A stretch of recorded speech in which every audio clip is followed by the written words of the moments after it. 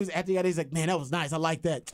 Run it back. Yeah, he did. Run again. I was like, is this real? He's going to run it back like that? He's that guy. Oh, I love me some Euromark. I'm telling you. I love me some Euromark. Too bad it's a one-year deal for us. It is. Yeah. It is. Honestly, it is because I think, listen, I'm not saying that Texas and Oklahoma would have stayed in the Big 12 if Brett Yormark had have come on early, but Bob Bowlesby, who I like to call the Michael Scott of conference commissioners, he was, actually Michael Scott was not as boring as Bob Bowlesby, so at least Michael Scott would keep you entertained. Yeah.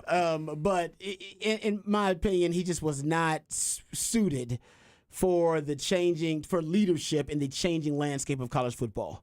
Right. And I just don't think he was malleable enough and progressive enough with the changing landscape. And that was proven when behind his back a deal was made, all right, with the commissioner of the SEC to get Texas and Oklahoma out of the Big 12. And he basically didn't have any idea, and then essentially started calling conspiracy theory toward the talking about conspiracy theories toward the end of his tenure, and maybe he was right about broadcast networks and the SEC and conferences and different brands plotting behind the scenes and breaking contractual agreements, that kind of stuff. Yep. Either way, my point is, I don't think he was suited for the changing landscape. Remember, he was anti. He was vehemently against expansion. Yeah. Yes.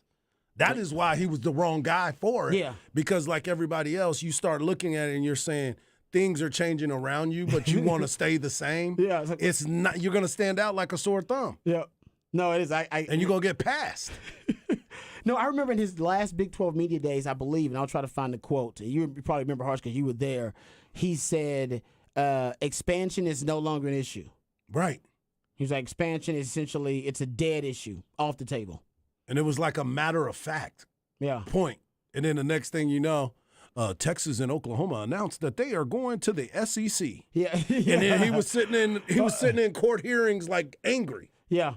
And he was basically saying, like there's no incentive for conference expansion and realignment, that there was no need to worry about it anymore. And it's like, what are you talking about? Yeah. That's crazy. So different. Yes. Yeah. And then obviously he alleged tampering. Like I say, he might be right about the tampering stuff, but we all know behind the scenes, Texas and Oklahoma, we're not going to get into that because it's about Big 12 Media Days today. They ended up going to the SEC, and essentially the Big 12 kind of lost its identity. And now within a year, remember, it was at one point a struggle between who's going to be dissolved as a conference, a major conference between the Pac-12 and the Big 12. Yeah. And now that's no longer a discussion. Everybody pretty much agrees, well, the likelihood of one of or either those the conferences surviving, it's much higher for the Big 12 than it is for the Pac-12. Yeah. So, and that's because the Yormark, in just a year, he's been on the job a year. Yes. That's totally changed the perception and the stability of the Big 12. The perception of stability. Remember when I said this because of the things that have changed? I told you, I was like, look at the new logo for the Big 12. It's all black now. Mm-hmm. He's trying to get hipper stuff. He's trying to change what the previous regime had, and now he's ready to influence it another way. He is an influencer. Think about where he came from, the world that he came from. I saw today that they're talking about at the Big 12 championship game, they're going to have artists come in and perform. Yeah, halftime show. It's a beautiful It's thing. like a Super Bowl. And they did that actually at, Patrick, was the Big 12 basketball tournament? Didn't they have it was Shaq that was up there performing? Do you remember this? I think they did. Yeah, It wasn't as publicized. I think there was kind of an experimental phase. Just kind of but it was part Shaq of it. Yeah, and a couple I think other random artists that they had at Big 12, the Big 12 tournament. Yep. And he's hit the ground running. He put up a list of all the things that he's done. Yeah. And I had kind of kept my own list, but my list is not as long as Brett Yormark's list. But just some of the stuff that he's done already. And one of the ones I think is really intriguing is his Rutger Park partnership. Yep. He's negotiated a partnership with Rutger Park to have youth clinics with Big 12 basketball teams. Yep. And I think it's sixth grade and younger, men's and women's, by the way. Shout out to the ladies too. Mm-hmm. And they're gonna have exhibitions at Rutger Park. Yeah, that's what it's all about. I mean, he's from. He's East Coast guy. Yeah, he's an East Coast guy. Worked Yeah. with Jay-Z. The Rucker is the mecca of all basketball. And if you go and play there, you can play anywhere. And he's trying to bring some hip, influential people. That's the thing that was missing. Bob Bowlesby, look, for whatever he did and however he's being remembered right now is one thing. But you said it just a little while ago. He wasn't forward thinking. And you need somebody to bring in a Big 12 that does not have Texas and Oklahoma in it. And they're trying to create their own new brand. This is an important part of the movement. No doubt. Instead of being over there being mad about, oh, man, they're leaving. You should have been over there trying to say, okay, what can we do to enhance our brand? Because I don't want this brand to go anywhere. That's exactly right. That's exactly what he's doing. He's rebranding. Yeah, exactly. And reinventing the Big 12, a post-Texas, post-Oklahoma Big 12, which is that's a Herculean task ahead of him. Right. He also is now, he's got pro days now. By the way, he's got a Big 12 conference pro days. Yeah. Which are going to be nationally televised. I believe he's got the NFL Network involved with this, so that he said partner. Yes. Our partner with the NFL Network. So in addition to the pro days they're going to have at their schools, and you'll have, of course, the NFL and their combine, he's going to have a nationally televised conference pro day, kind of a combine, essentially. Right. For the Big 12, which is kind of cool. I love it. Also, he's arranged to have Big 12 football and basketball games in Mexico. Mm-hmm. That's his goal. I mean, 2024, that 2024-25 season, that's starting with basketball, and then he wants football games also in Mexico. That's a little bit different from Dubai, international right? games. That's a little bit different than that Dubai trip. Yeah, I mean it's exactly. You know what I'm saying? Yeah, some schools have done that on their own, of course, but he's talking about as a conference, we want to try to make that something that is something that's an annual thing potentially. Yeah. For the Big 12. He also is going to change the coverage of the football games, instituting NFL, like kind of live in-game interviews, kind of modernize the broadcast, if you will, and have locker room access and locker room interviews. I love it. I love it. He had a business summit, actually, in May. Yeah. It was about sales. When's the last time you heard that? It was a Big 12 business summit. It was the first ever Big 12 business summit. Yeah, of course it is. Yeah. Sales and leadership conference focused on industry topics and different methods in the industry. Mm-hmm. And he's exploring launching a Big 12 bowl game. I mean, what do you mean? What kind of Big 12 bowl game we gonna have? Another Big 12? Don't we have a Big 12 championship game? So now we got a Big 12 bowl game? Look at in Mexico. Wow. Yeah. And he's exploring bringing in basketball-only members like UConn. Okay. Gonzaga. Okay. Oh, the man is on it. Yeah. And he's going to poach some of them Pac-12 members. We just don't know exactly who it is. Oh, they're probably waiting. They'll probably tell us on Thursday. Mm-hmm. Right after the end, like right at the very end of it, he's going to be like, poop, I'm out of here. He's just going to walk up to the stage and be like, by the way, Arizona and Arizona State are coming. Drop the mic and walk be gone. off. No more questions. You're like, oh, what? No, they're going to shuffle him out the back. They're going to get him out the back. That is, Fat Joe was a part of it too. I just got in my notes. That Big 12 tournament performance. I think it was a show. I'm not sure it was a halftime show. I think it was like a show. Either just outside in general, before or something like that. Part of like a fan fest thing. Fan fest kind of thing. Thank you. It's a better description. And it was Shaq and Fat Joe. So, hey, he's not getting necessarily big time artists, and he did not reveal what artist it was going to be there, right? Not yet. I don't think so. I don't know. I saw Fat Joe was chilling with Popovich the other day. I did see that. Fat Joe's not so fat anymore. Yeah, he's Slim Joe. Right. Yeah, he's Slim instead of Slim Jim. He's Slim for Joe. being famous though. Yeah, he's a bigger guy. No doubt. I did see him hanging out there with Pop. Is he Spurs fan? I think he's just like he's a that's Wembanyama. a goat. Yeah. That's a goat. I'm gonna go take a picture with the goat. Yeah, and I'm gonna go to Wembanyama's game. So I Pop will be there. I like to think Pop was like, "Is that Fat Joe? Let me get a picture." No, I always want to think like, does Pop know who Fat Joe is? Like, did he? Did he recognize Fat Joe? Did somebody say, "Hey, that's Fat Joe"? And he go, "Oh, that's Fat Joe. I know Fat Joe." Yeah. I don't know. I bet against. What do you do, sir? What do you do, sir? You look like you're military. What do you do, sir? That's a great question for Fat Joe. I love that. Getting back to Yarborough to kind of put a bow on the discussion.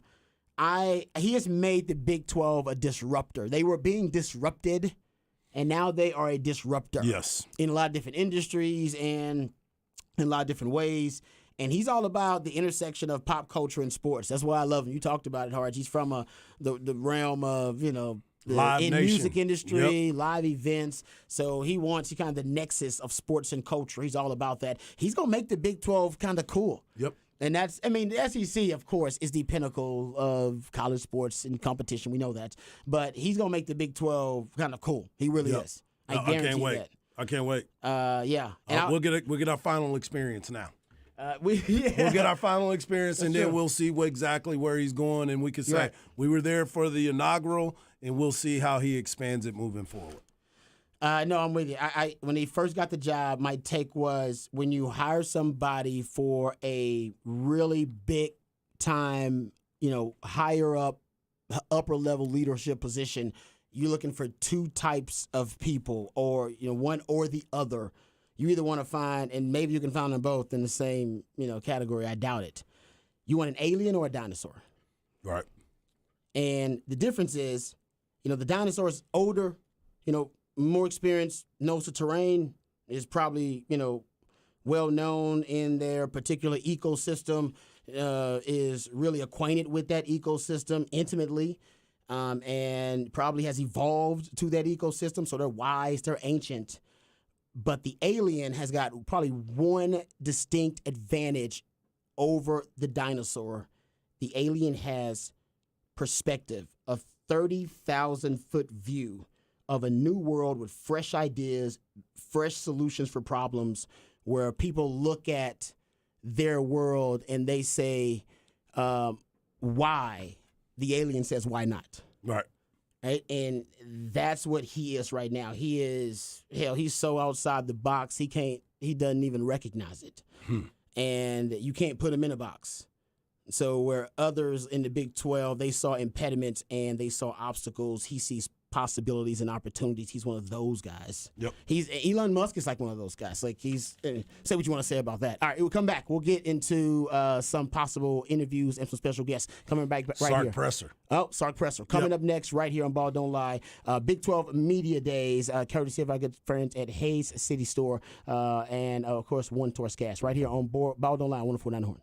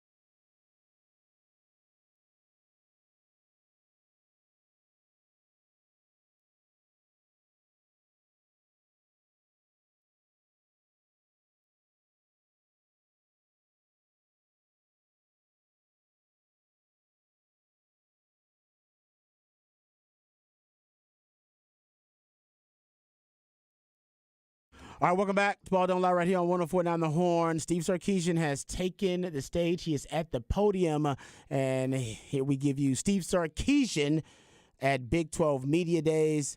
Also brought to you by our good friends at Hayes City Store and One Source Gas. It's a great time of year for college football. I think anytime it's media days, it kind of signifies that college football is right around the corner, and that's an exciting time.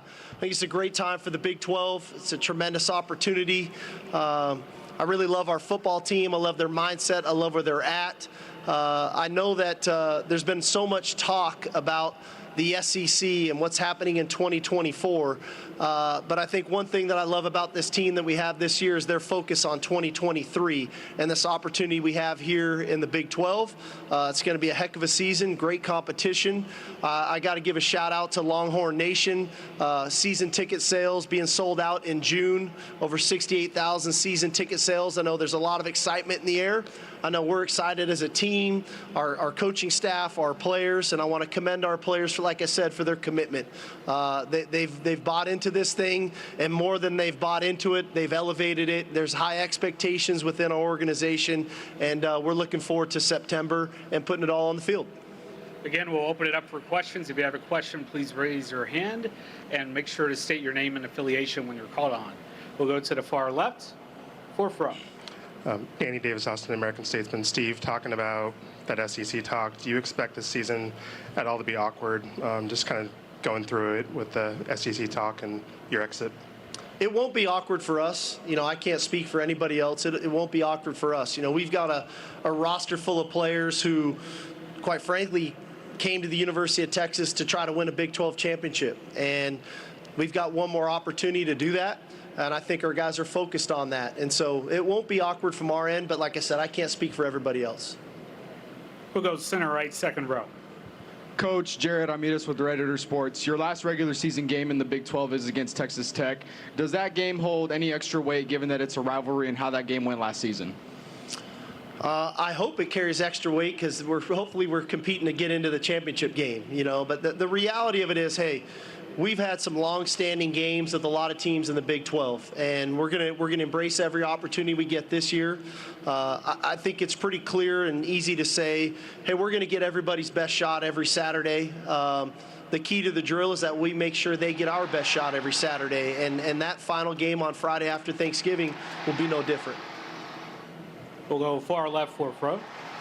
Hey, Coach. Greg Wrubell with BYU Sports Network. Two-parter.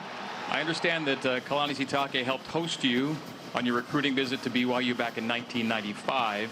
If you could speak about your relationship over the years with Kalani, and then secondly, even though you've coached against BYU before, will it be special to do it this year with both of you in P5 situations? Yeah, I think Kalani and I do have a great relationship. You know, I'm really proud of him. He's always been a great coach. A guy that I've had a chance to compete against in his days when he was a coordinator before becoming a head coach, and he's earned a great opportunity. He's done a great job, you know, leading BYU to this point, and you know, we do stay connected and stay close that way. You know, people have asked me before about BYU now being in the Big 12 and how that'll be. You know, to me, BYU's been a national brand for decades, and going back to Coach Edwards and what he was able to do and some of the great teams and great players, and so for them now to be in a Power 5 situation in the Big 12, I'm happy for them. I'm happy for BYU. I'm happy for their alumni and those players. I think it's a great opportunity. You know, and then we get a chance to play them. You know, I'm glad we don't have to go to Provo. We get them in Austin, so that'll be fun. Again, if you have a question, please make sure to raise your hand until microphone holder arrives. Now we'll go to far left, mid row. Yeah, Nick Moyle with the San Antonio Express News. Yeah, Steve, obviously that you're heading into year 3 now. You got a couple of your full recruiting classes in. I'm curious, how does this year's team compare philosophically with your coaching style compared to year 1, and how have you maybe seen that, you know, manifest in the locker room and practices? Yeah, I think, you know, something that in my opinion, we've gotten now going into year 3 is I think we've got really quality competitive depth on our roster across the board. That our players know when they go to practice every day, the guy in the same line as them, whether he's behind him or in front of him, is probably as equally as talented as him, if not better.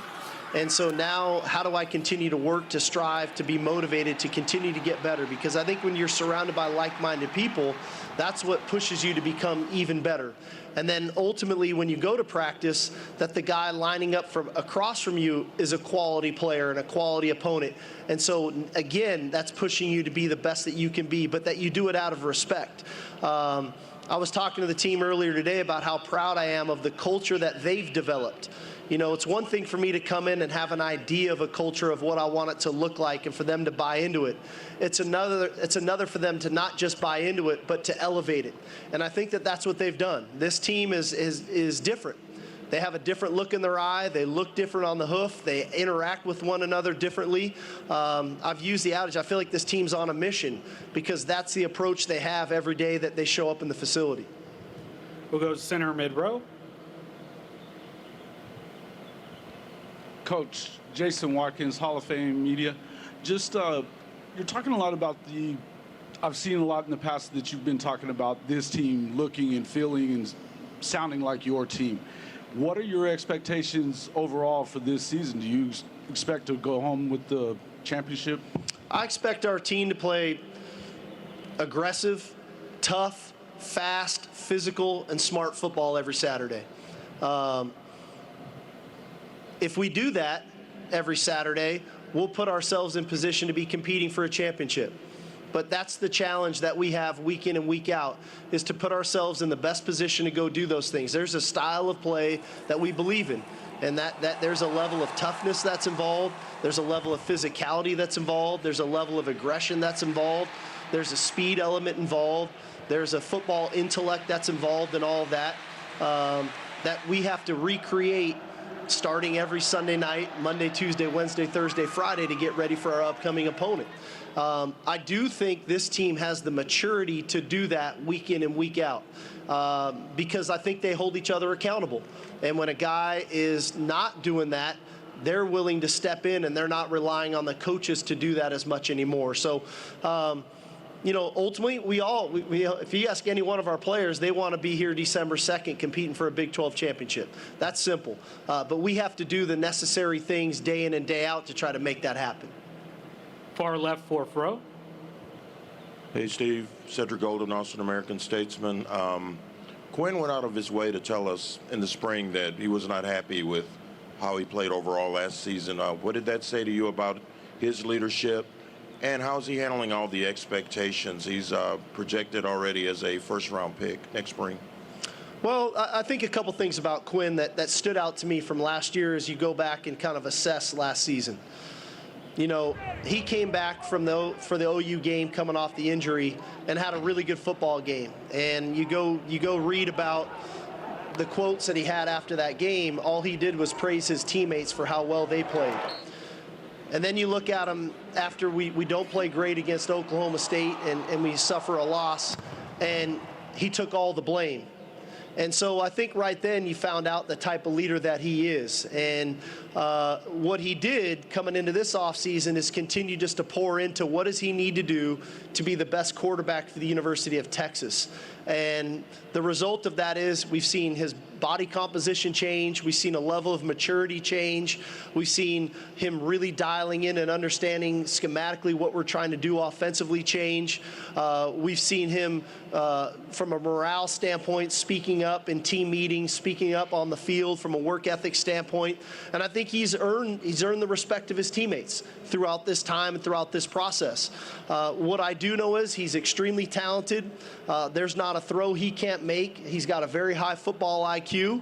And if things go the way we think they can go, the pundits are probably right. He is a first-round draft pick quarterback. We'll go center right. Coach Lynn Harrington with State Line Power 5. How you doing? Great. How are you? I'm all right. So last week, did it surprise you that Texas was picked atop the preseason media poll to win it?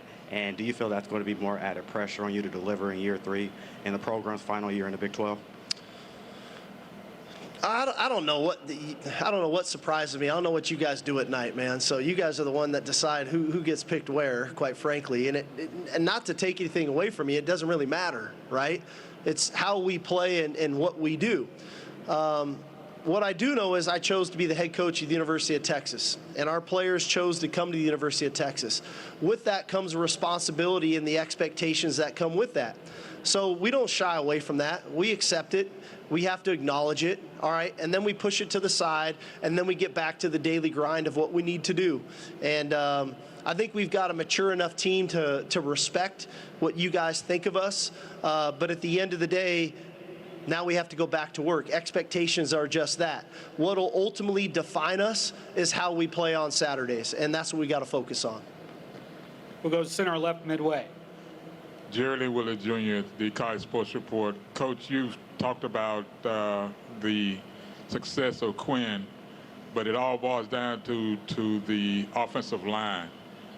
Have you gotten them to a two-depth situation, and defensively, are they in the same upward pattern?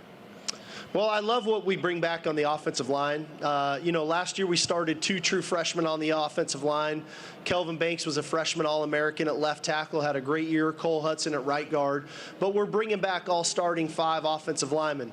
We've recruited the position well over the last 2 years, and it's a highly competitive room. We have guys vying for starting spots right now that didn't start a year ago, and that's exactly what we want. We've got healthy competition, and they have to go against a really good defensive front. When you talk about Byron Murphy, Trevondre Sweat, Alfred Collins, the addition of Trill Carter from Minnesota, Barron Sorrell. We've got a really good defensive front that our offensive line has to block every day in practice. But I'm with you, man. You win football games up front, and you got to recruit big humans to make that happen, and that's something that we've committed ourselves to doing over the last 2 years, and we'll continue to commit ourselves to. We'll go to center, third row. Sean J. Rogers, CBS Sports. How you doing, Coach? Great. How are you? I'm doing fantastic. So it was love that shirt, by the way, man. That thing's awesome. Thank you. It was mentioned, of course, you guys were selected first in the preseason poll. It's the first time since 2009 that that's happened. What do you feel like is different about this team, especially when you kind of compare it to your first 2 years? Well, like I said, I think we have competitive depth at every position. I think we've got great leadership. As much as there's a lot of focus on a lot of the new players that have come into our program, there should be a lot of focus on the players that are in year 3 with me now. When I think about Jalen Ford, Jahdae Barron, Xavier Worthy, Christian Jones, Trevondre Sweat, Alfred Collins, Vernon Broughton. I mean, these are, and I'm just naming a few, these are all guys that I inherited when I got here. So I know a lot is made of the players that we've brought in, but we've got a lot of veteran players that came to the University of Texas to win a championship. And they bought into a new coach, a new coaching staff, a new style of play, a new culture. Inevitably, they're leaders on our team now, and they get a chance going into some of their final season to compete for a Big 12 championship. And I think that's their focus. And I think that, in turn, then permeates throughout our locker room, and we've got a locker room full of guys that's the goal.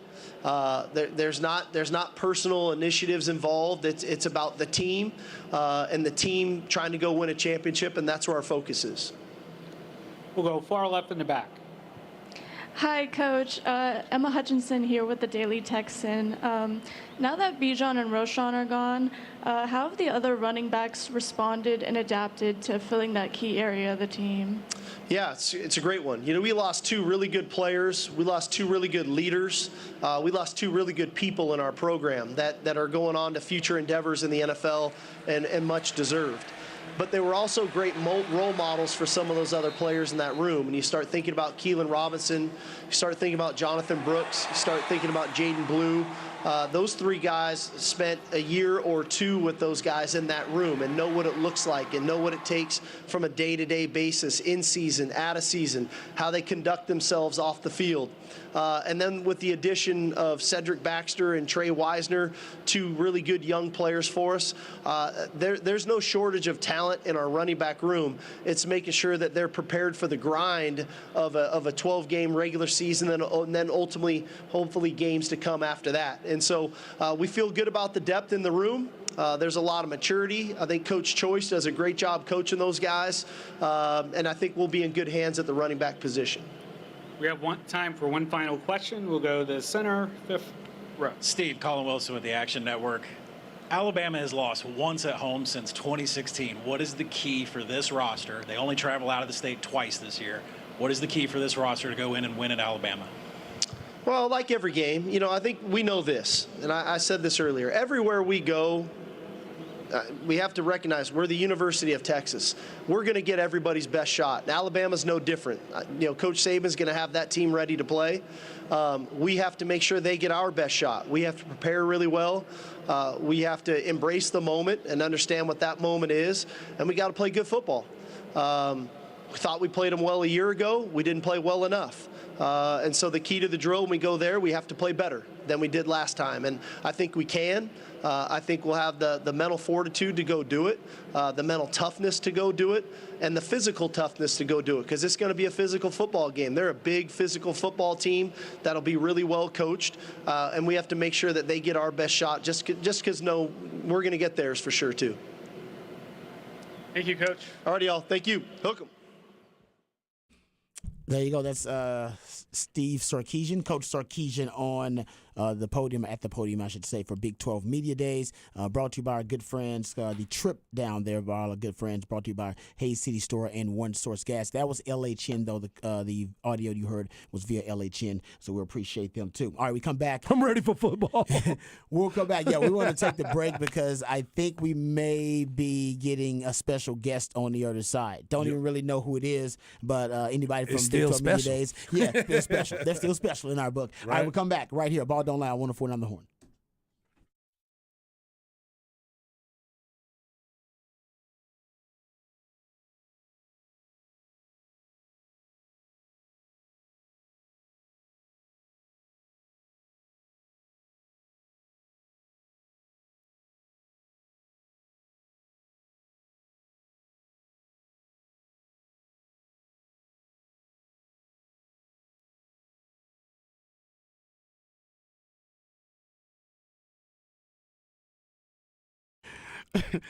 Welcome back, folks. Lifetime Longhorn Rod Babers here.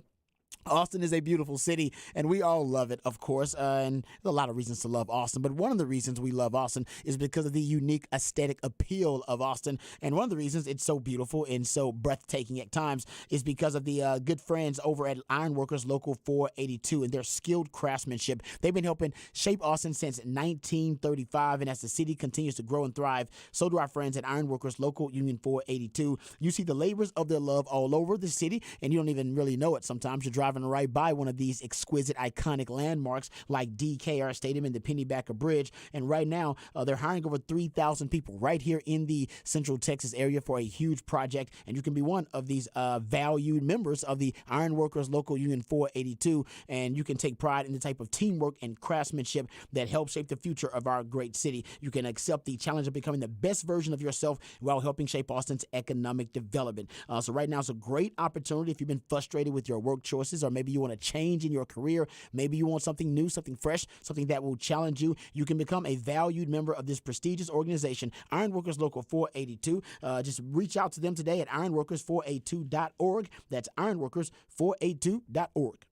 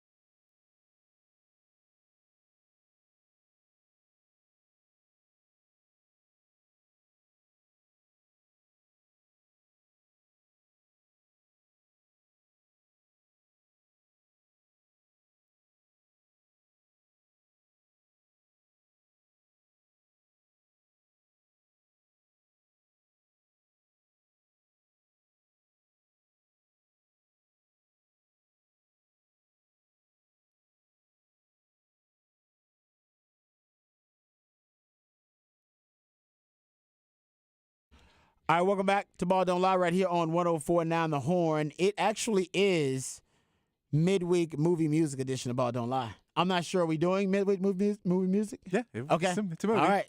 So the first one, we were a little rushed because we were trying to get to the Sark sound, so I'm not sure I heard exactly what it was. Could you tell us? It was Remind us? Treat Her Like a Lady. Treat Her Like a Lady. Okay. I don't know. It's something about the ladies and the way they're moving and grooving. Oh, no. I have no idea. Okay. I have zero movie interest right now. All right. Man. Okay. Wow. Okay. It's got probably midweek movie. Really don't know. I have no idea. All right. That's all right. There seems to be an era, though, with these songs. Yeah. That may give it away, too. Yeah. Okay. All right. Man. That thing you Yeah. do? Is that thing you do? No. All right. Just throwing it out Good there. good guess, though. Yeah, just I throwing like some that. stuff out there. All right, midweek movie music. That's when Patrick the Idealionad takes songs from a particular soundtrack, and then based on the selections that are played, Hard's not supposed to gather clues and hints that lead us to the featured film of midweek movie music. All right, we'll get back to some Big 12 Media Day discussion here. But that was just Sark on the podium, or at the podium, I should say, on stage there at Big 12 Media Days. And he was asked about a number of different topics. Anything stood out to you? No, well, I mean, just he was so direct about all of his answers. And Sark normally, he doesn't really sugarcoat a lot of stuff. But him being able to go out there and talk about the team, talked about Quinn Ewers, talking about the pundits, and if they believe that he is a first-round pick, if he goes out there and do the things that he's supposed to, he does have that ability. But the one thing that I was waiting to hear was the fundamental part of it. He went back to the basics and got himself back under the point where he can put his feet on the ground and be able to throw the ball, and he just got away from certain things. That's just me being picky. Yeah. You know what I'm saying? Because I know that they have worked on that.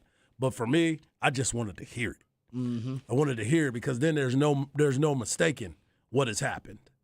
You know what I'm saying? So that's what I was thinking about. Yeah, no, I'm with you. And he keeps reiterating how much he likes this team. Yep, he does keep He reiterating keeps talking that. about how much he likes this team because I think this team has been constructed to almost every detail just the way he likes it. Finely tuned the way he likes it. Maybe not every bit of the team. Maybe it's like 70 to 85% of it.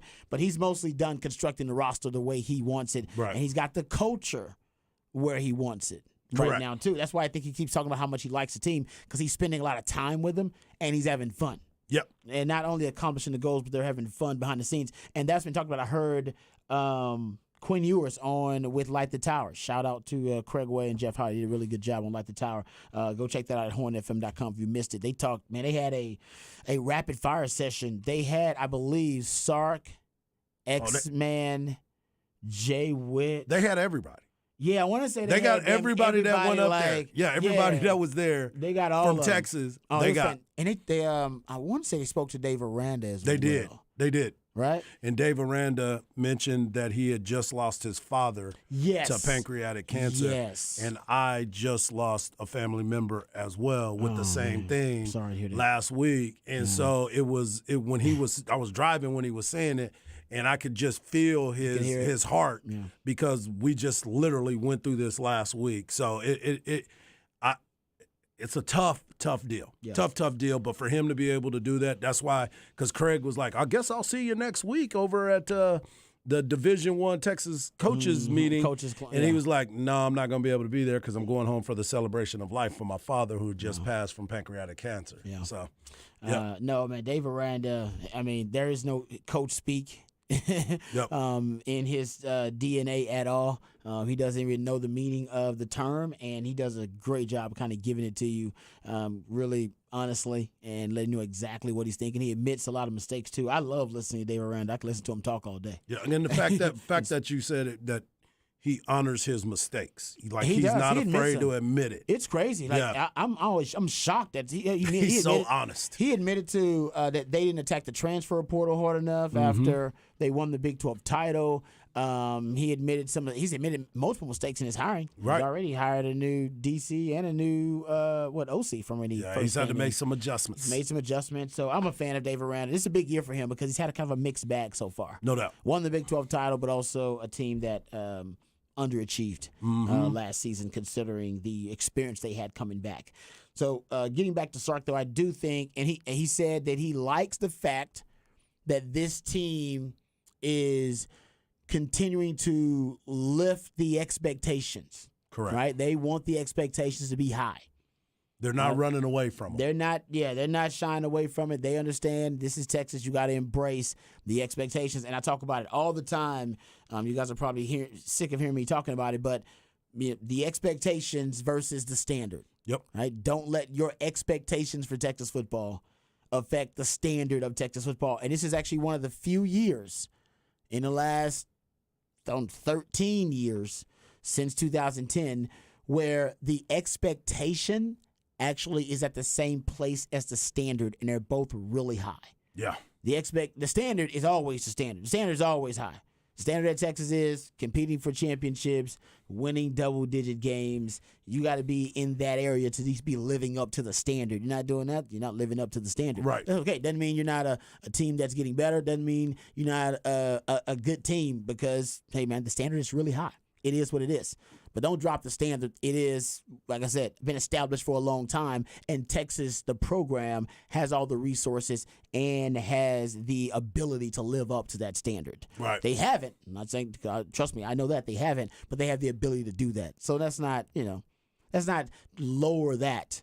Right. Just because they are underachieving and they haven't excelled lately, because we believe they're going to get there. But this year, the expectation is they're going to win the Big 12 or compete for the Big 12 title, and they're going to win double-digit games. Yeah. And that has always been the standard as well. So now they're both there. This is rare. Like I said, last time this happened, 2000? The last time Texas actually lived up to the standard was 2018.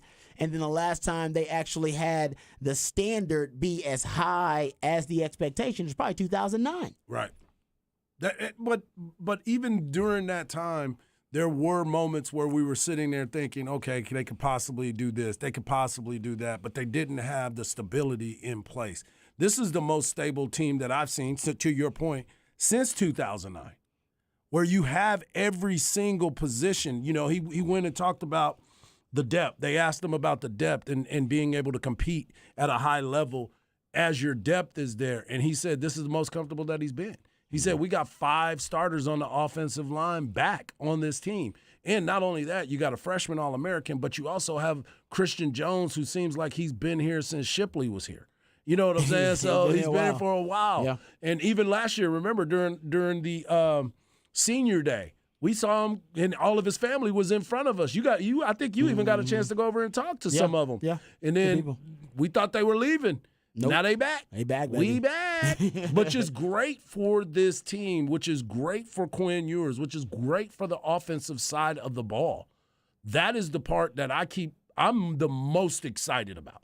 I am the most excited than I've ever been for this offense. It is. I mean, you got Sark, who's an offensive brain. That's what he does really well. And like you said, you bring back the entire offensive line. But not only that, you've been recruiting so well on the offensive line, as well, if not better than any team in the country on the offensive line the last 2 years, that you have guys behind those veterans who returned from last year that could be upgrades at potential positions. So they're in the rotation. You got a really, a high-level O-line, or at least the ceiling is really high for that group. And we know the receiver room is considered top 3 best in the country. Top overall. 2 in one poll because they're right behind Ohio State. X-Man, Jay Witt, A.D. Mitchell, Casey Kane, you got Jonte Cook. I mean, Isaiah Nayor. The list goes on. You got It's plenty. deep. That's why I'm like, let's go. And we ain't even bringing up JT Sanders. Who's one of the best tight ends in the country too. So it's offensively, I'm with you. The ceiling is extremely high, and I think that's why Sark,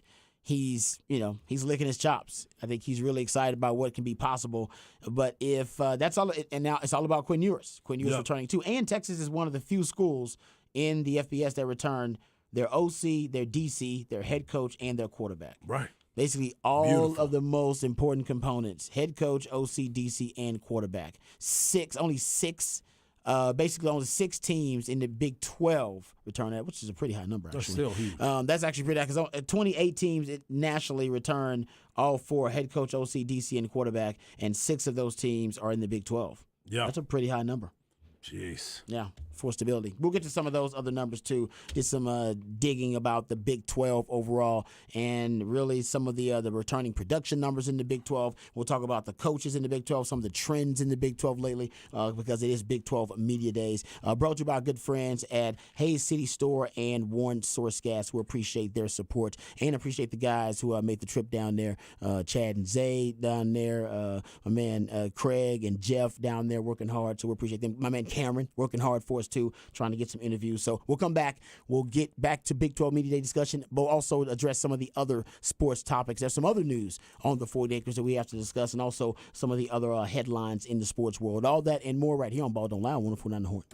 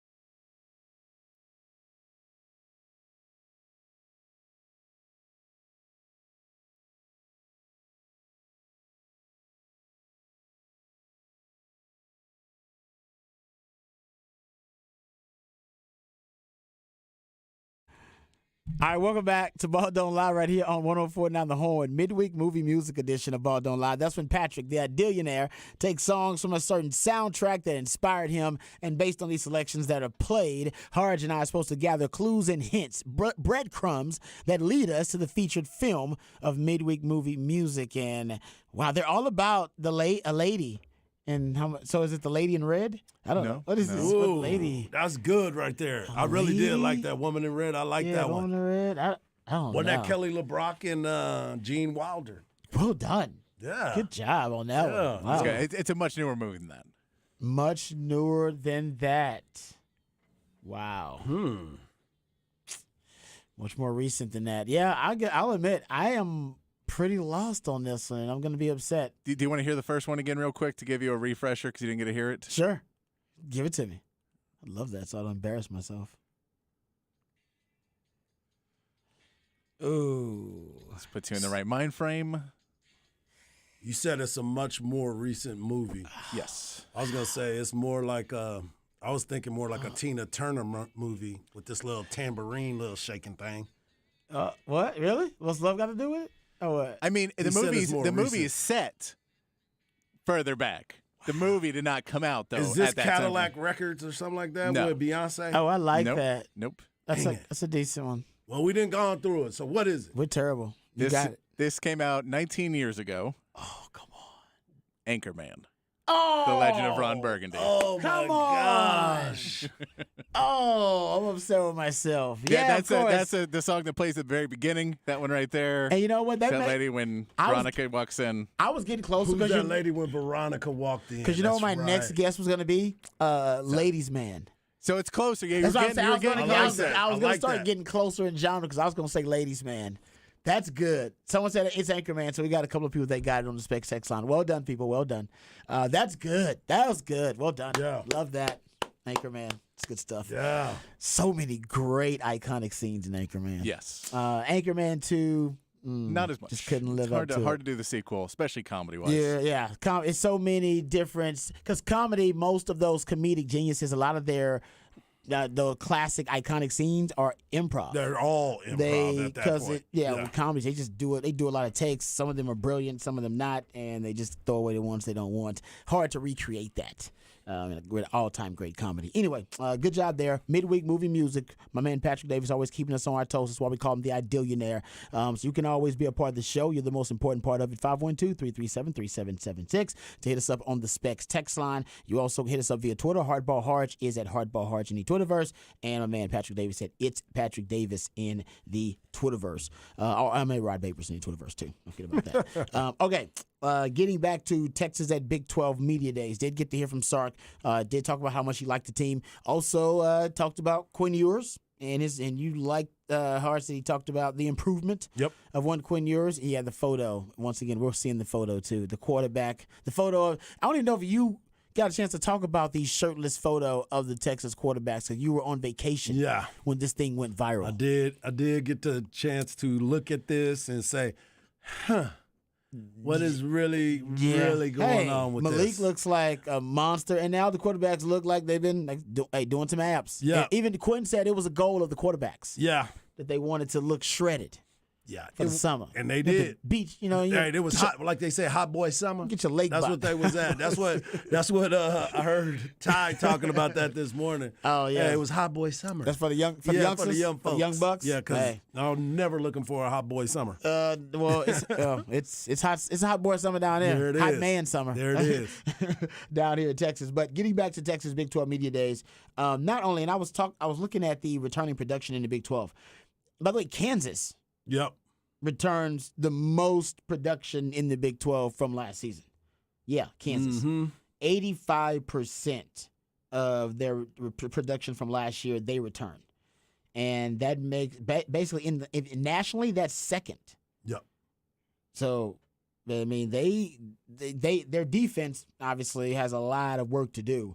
They got to infuse some talent there, and by the way, offense. Remember I gave that stat earlier that Texas is one of the. You look at, they're one of the 28 teams in the FBS to return head coach, OC, DC, and quarterback. Kansas also one of those teams. Yep. They return head coach, OC, DC, quarterback, and they got a ton of production returning too. Throwing it out there. But other than Kansas, Texas returns the most production in the Big 12. Right behind Kansas, 74%. So 9 out of 10 offensive players return on offense or starters, and they return a ton of really good defensive pieces as well. So Texas, that's why people are calling it the No Excuses Tour. Well, That's part of it. Yeah, and I think because of the production and the numbers that everybody keeps throwing out there, and they're looking at the talent that is on there, and I know we use that word every year, it seems like, with the Texas Longhorns. That's why the conversation has to be all about the sideline. It has to be all about the sideline. We know the abilities that are there. We started to see some improvements. We've all said that the picture of development has been a Jalen Ford for me. And we keep looking at, okay, well, if they can get this guy up to speed, and then you see some of the other players get better and better every single year. And we've talked about this too. The drafting of the University of Texas players is about to take a huge shift. It's going to change because there's so much talent that they have brought into, the University of Texas. But it's all been about the development. It's all about the coaching staff. And if he can continue to show that this team is where it needs to be, this could be a huge, huge year. He keeps telling us. He the one loves hyping his it up. team. He's hyping it up. Yes, he loves his team. They're all direct. They've all been dialed in. This is all about the players and what they're wanting to do. I love it. Yeah, now you got to go do it. Yeah, usually a coach is trying to, shut him down a little bit. Yeah, he's trying to, basically make sure that his team is, he don't want them, obviously he wants them hyped up a little bit. Yeah. But he doesn't want them overconfident and cocky and arrogant going into the season. Right now for Sark, I'm not saying that they are arrogant or cocky going into the season, but certainly he knows the expectations are high, and he continues to bring up those expectations and talk about how his team seems to be increasing and lifting those expectations. They want him higher. And that means they're talking about Big 12 title around there. And he's brought up several times in the offseason how close they were to the Big 12 title, or at least playing in that game, I should say. Right, and it's been right in front of them. It had an opportunity to work itself out. They pretty much controlled their destiny. The two games that we always talk about, obviously, and he brought this up. He brought up the Oklahoma game where he said, Quinn Ewers, he's showing that ability to lead. He said he praised his team during that. And when they lost to Oklahoma State, he took the blame of it. That's the leadership part of it, right? So we look at that game at Oklahoma State. That could have changed the narrative for the season. It could have put you one game closer to getting to the Big 12 championship. And then, of course, the TCU game where TCU ended up being the team that won the game, and they ended up going to the Big 12 championship and then making the playoff. Yeah, true leadership. That would be a question for this team too. They lost a huge question. They lost a lot of great leadership between Roshan Johnson, who was the best leader on the team, Bijan Robinson, who of course was the best player on the team, so he was a leader, and then DeMarvion Overshown on defense, Moro Ojimo, we talked about him, how he was an outspoken leader, talking about the culture at Texas. That's another guy you're going to miss. Kendrick Colburn's another guy that was kind of an OG of that defense, so you're going to miss him. That will be a question. They will face adversity when they do. That new leadership that's taking over for this team will be tested, and that's why the guys that he brought to Big 12 Media Day, Quinn Ewers, Jay Witt, Xavier Worthy, Jahdae Barron, Jalen Ford, that I'm assuming is the core of his leadership group, or the leadership council, I believe is the official term for them. So that, Quinn Ewers has got to be that guy, and I'm glad that, the example you gave, you have to be, if you're a true leader, I believe that when you win, you're a we guy, and when you lose, you're a me guy. So when you're up there on the podium and everybody won, all you talk about is we. And when you lose and you're up there on the podium, all you should talk about is me. Yep. If you get that guy or gal, that's a leader. That's a natural leader. No doubt. Because if we lose, I should have been able to do more to help my team win. That should have been what I did. It should have been me. Yep. I didn't do enough. It should be me. That's on me. I must get better. I'll help my teammates. I'll hold them accountable. When you lose, you should be an I guy and a me guy. Yep. And when you win, you should be a we guy and an us guy. Absolutely. Absolutely. That's what it's all about. Yeah, and Quinn, like you said, he's turning into that. Yeah. And that's what we've been waiting for. And maybe he wanted to be that guy, but he didn't know how. Maybe he wanted to be that guy, and there were so many other voices in the room that he kind of took a step back. So there's so many different things and so many different angles you can look at and how it goes. But right now he's taking the proper steps. And, again, you brought it up just a second ago, Rob. The way Sark talks about this team, it's kind of hard not to believe that this team is a different type of mentality team because they're carrying themselves a lot different. Well, I totally agree. Yeah. And I think it's because, they believe that they have a chance to win the Big 12 because last year they had a chance to win the Big 12 too. Yep. I mean, they really were. If, they perform better in that Oklahoma State game, they win that game, they can play in the Big 12 title game. They find a way to steal another that Texas Tech game. Mm-hmm. The unexpected loss early on in the season. Turns out those games, and they were all one-score games, so you're not getting blown out, which is also very frustrating. Yep. Those are one-score losses, so you're right there in it. That's an adjustment or a big play away from Texas being able to play in the Big 12 title or get double-digit wins. But on the other side of that, you also could have lost 2 more games. Yeah. Hey, you could have beat Bama too. That could have been another That's win. another win. But you also could have lost more games. I mean, that Iowa State game was way the closer other than it needed to be. We know how that worked out. We had a great play that was made to help you and one that wasn't made that helped you by Xavier Hutchinson. No question. That's a great point. And then even the K-State game, you found a way to win that game late. Yeah. And I think that's part of the growth and maturity of the team. But that could have ended up being a loss. Hell, I'm glad that Sark late in the season, that Baylor game, decided I'm going to ride Bijan. I'm going to put some Bijan on it with a side of Rojo. Mm-hmm. That's how you won that Baylor game, which ultimately was, I think, one of your worst starts of the season. No doubt. In terms of the first. That's why, and Sark is a great first half, preparation, game plan coach. That was actually one of the worst first halves we've seen from Sark's team since he got here, but he was safe because he just rode Bijan and Rojo to a dub. And you don't have Bijan and Rojo this year to ride to a dub. But I will say this, you may not have those guys, but you've got a more experienced offensive line. Yes, you do. And you have the same, I've been saying this and I'm going to continue to say it, you have the same voice explaining the steps that they need to take, the route that they go, the placement, the technique. They can be very, very in sync moving forward, and that's what I'm hoping for. No, you're right about that. What really with this group is exciting is the fact that there are guys behind the starting 5 that you're bringing back from last season who potentially could upgrade you at certain positions, who don't have the veteran experience necessarily, but they definitely have a higher ceiling because you've been recruiting so well on the line. The truth is, Texas has recruited better on the O-line. Shout out to the Pancake Factory, Horns with Heart, and BMDs, big money donors and boosters. They've been recruiting better on the O-line than any team in the country the last 2 years. No doubt. I mean, you can compare it to others, but they will be right there with them. And that's why everybody's been talking about the movement that Texas has been trying to make in that, what'd you say, NIL space. BMDs always are looking to be at the forefront of it. And if it happens to get us a bunch of offensive linemen, big humans, as they like to say. Big humans, So man. let's get it going. Pancake Factory, the big humans. Yep. I mean, if for Texas, this is a really big year. Even we heard from CDC on Inside Texas with Bobby Burden. We played some of that those cuts yesterday, some of that audio, and even he said he wants to go out with a bang in the Big 12, which means I'm saying he wants to win the Big 12. Ironically, I think we all do. It'd be great, to win the first Big 12 title and then the last Big 12 title, your last opportunity to win the Big 12 title, I should say, because you're leaving, but the conference isn't dissolving. That would be fantastic. It'd be great. I love it. But it's a lot of pressure. Hey. It's a lot of pressure on Sark. Hey, well, that's why you take this job. Yeah, as soon as you sign up for this job, the pressure is on you. Yeah, it is. It's kind of like what we were talking about yesterday about Texas baseball. The pressure is on you.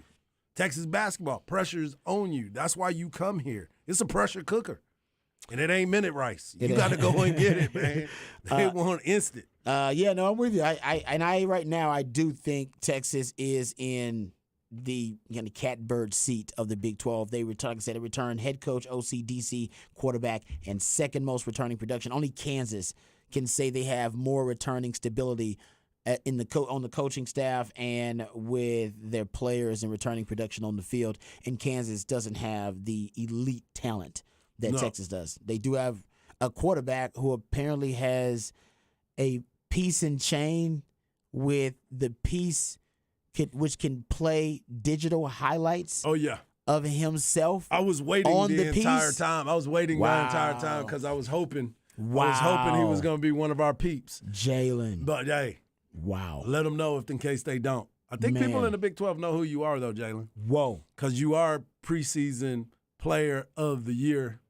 Well, man, we'll have to get that sound because I thought it was a joke. No. But he showed it off. Oh yeah, it's dope. It actually is pretty clean. I'm not mad at him. I'm not mad at all. I never thought somebody. I think it's quite impressive. I never thought somebody from Kansas football would have that kind of swag. To have a piece and chain where the chain is actually a small screen that will play digital highlights. Basically, of it's himself. this. It's my Apple Watch. It's basically Apple Watch. Put yeah. it on there, and it's just Wow. continuous. Man. Yeah, yeah, that's what it's all about. Swag. Right there. Yeah. No, I'm not gonna lie. Like I said, he's a Kansas football player with that kind of swag. Whoa. He's a Kansas football player with not that kind of swag. Kansas basketball player, you go, yeah, of course. He's got that kind of swag. It's Kansas basketball. Kansas football with that kind of swag. Yeah. And Texas fans, we can't even mock him or make fun of him because he's got a win against Texas on his belt. You cannot. He's got one of those. Yeah. That's rare for. So you know what? That's why he's got that kind of swag. And that's why he walks up like that. Yeah. He's got a win versus Texas on his belt. Oh yeah. On his resume. Yeah. Wow. It is pretty remarkable. Yeah, that's yeah. But Kansas, they're confident. Like I said, they return a lot, and everybody's really excited about Lance Leipold. Yeah, and what he's done there.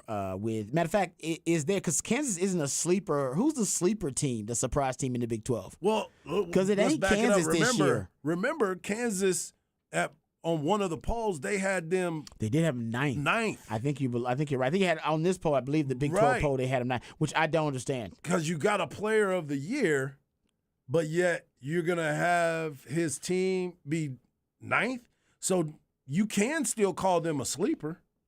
You truly can still call them a sleeper if you go back and look. I guess technically because they got them finishing ninth, you can. Yeah. So if they come out there, and you know who's really asleep? West Virginia. they so sleep, nobody's even helping them wake up. But I don't see them as a surprise team. I think they're going to be exactly who we thought they were, which is getting Neil Brown. Like you say, Neil Brown not going to make it through the season. That's your take, and I happen to agree with you. I don't know if he'll make it through the season. No doubt. But surprise team, I mean, right now people are picking Tech.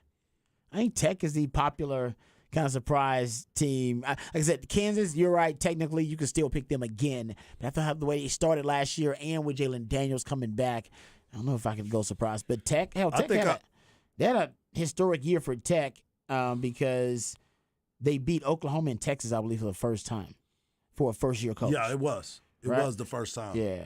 So I got two teams that I would look at as a possible sleeper. Oh, by the way, the one person who voted for Oklahoma State was our good friend Ari Timken.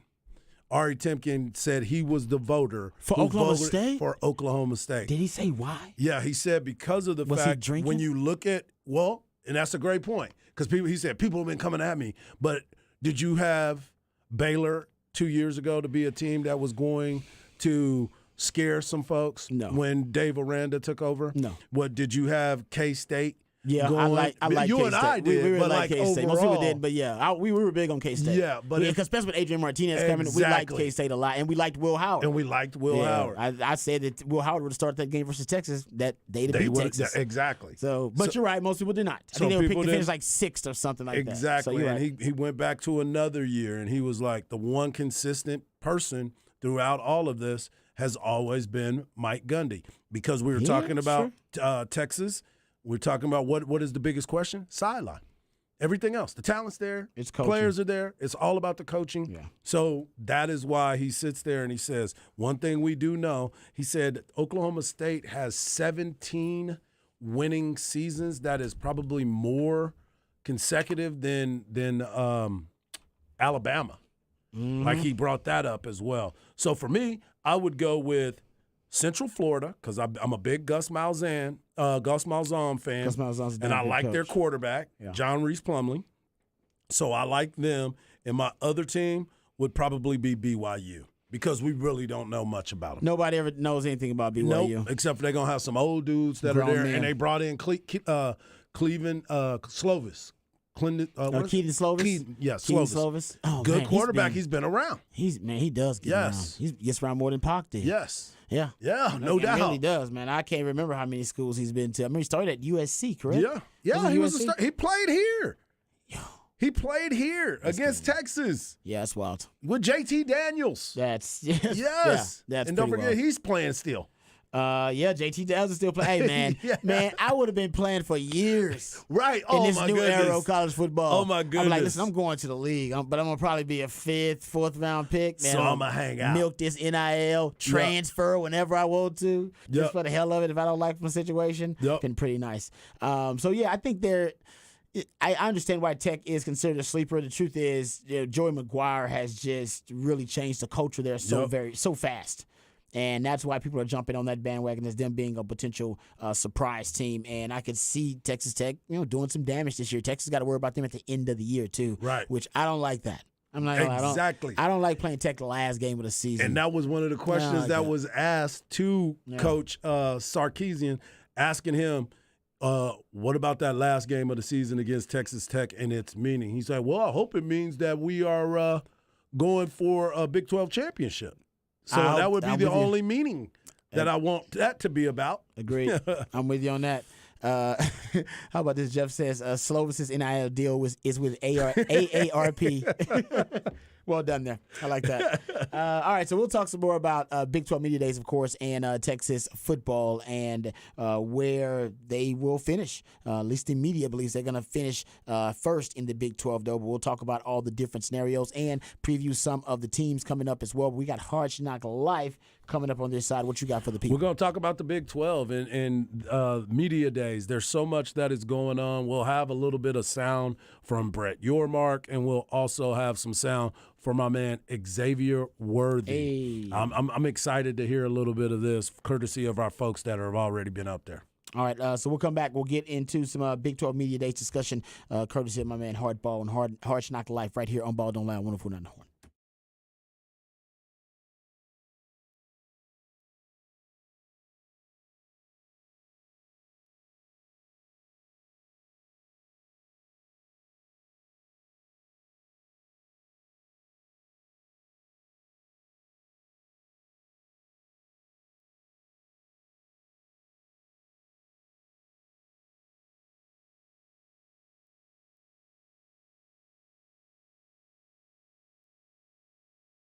Hey, what's up, folks? Lifetime Longhorn Rod Babers here. It is hump day, and nothing gets you over the hill, over the hump, headed to the weekend like Bud Light, my favorite light beer. As a matter of fact, it's been my favorite light beer for a really long time, as long as I can remember. Going back to my days on the 40 Acres, on 36th Street, and my playing days in the NFL.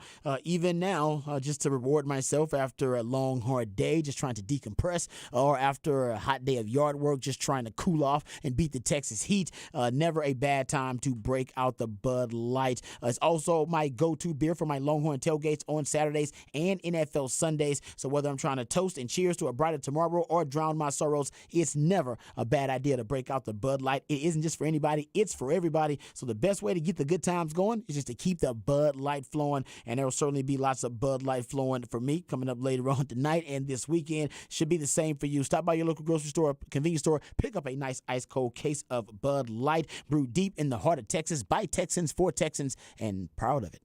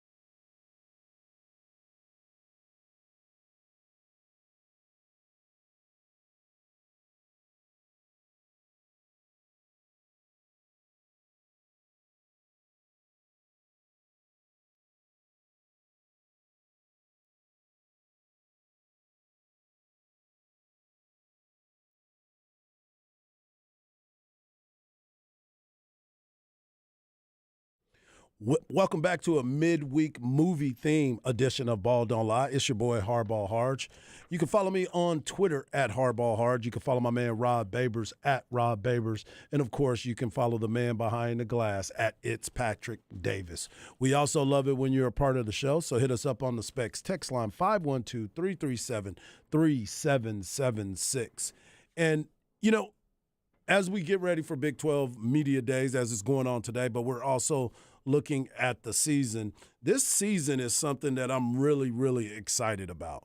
Not only because of the new teams, because there's not very many new teams that we're going to get a chance to actually play against, but when you start looking at the expansion of the Big 12 and what Brett Yormark has been able to do so far by just bringing some energy to this thing. You brought it up earlier, Rod, and our man CB tweeted us a picture of Bob Bowlesby sitting in the courtroom listening through everything. It just looked at, and I'm not saying he was bad, I'm not saying he was good, but he wasn't enthusiastic. And like any other thing in life, a lot of times you sit there and things become a little bit stale for you. Things don't always you're not always thinking about the next because you've been in your routine for so long that you kind of don't know what the expectations, well, you set the expectations, but you don't want to go above them. Mm-hmm. And Brett Yormark he seems to be a guy that is looking forward, as well as saying thank you to some of the people that helped get this thing going and being a part of it. Yep. And I thought this opening speech, not necessarily on the stage, but something that he put together, it's real brief, but it says a lot. And just listening to him, and you and I have talked about this before, this is something that being a leader is all about, setting the tone for what the season's going to be. It's Big 12 Media Day. I can't believe it's finally here. And I can't believe it's been a year since I've been on the job. I've had a great 12 months, best job of my life. Really enjoyed it. I've enjoyed meeting the fans, the coaches, the student athletes, all the key stakeholders. Today, though, is a huge moment. We formally introduce 4 new members to the conference. We celebrate our continuing 8, and we also celebrate Oklahoma and Texas for everything they've done since day one. But there's a lot of news that are going to come out of this conference today. Stay tuned. That's what it's all about right there. Yeah, I like stay tuned. Stay tuned. It's like, what commissioner says that? Exactly. He's coming out, he's dropping LPs out there, dog. He's letting you know I'm about to drop a mixtape on I you. like that. And speaking of dropping a mixtape, joining us on the Vaqueros Cafe and Cantina hotline is somebody we're really excited to watch play this year, but most importantly, we're excited to talk to this young man. We call him X because what'd you say, Rod? X gon' give it to you. And here he is, our man Xavier Worthy. X-Man, how you doing, bro? I'm good. How you doing? We're good, man. Appreciate you joining us, man. Thank you for taking the time to join us. I know today has been a busy, busy day for you. You've been all over the place. You've been on everybody's TV, taking pictures. I saw you do your Instagram live when y'all were taking photos. Man, you are a busy, busy man today. So talk about what's going on at Big 12 Media Days, and what are you most excited about to start the season? A lot of interviews, a lot of pictures, a lot of videos. But I'm most excited about the season. I'm most excited to see the young guys work. I feel like we have a lot of young guys that contribute early, and I'm really excited to see them.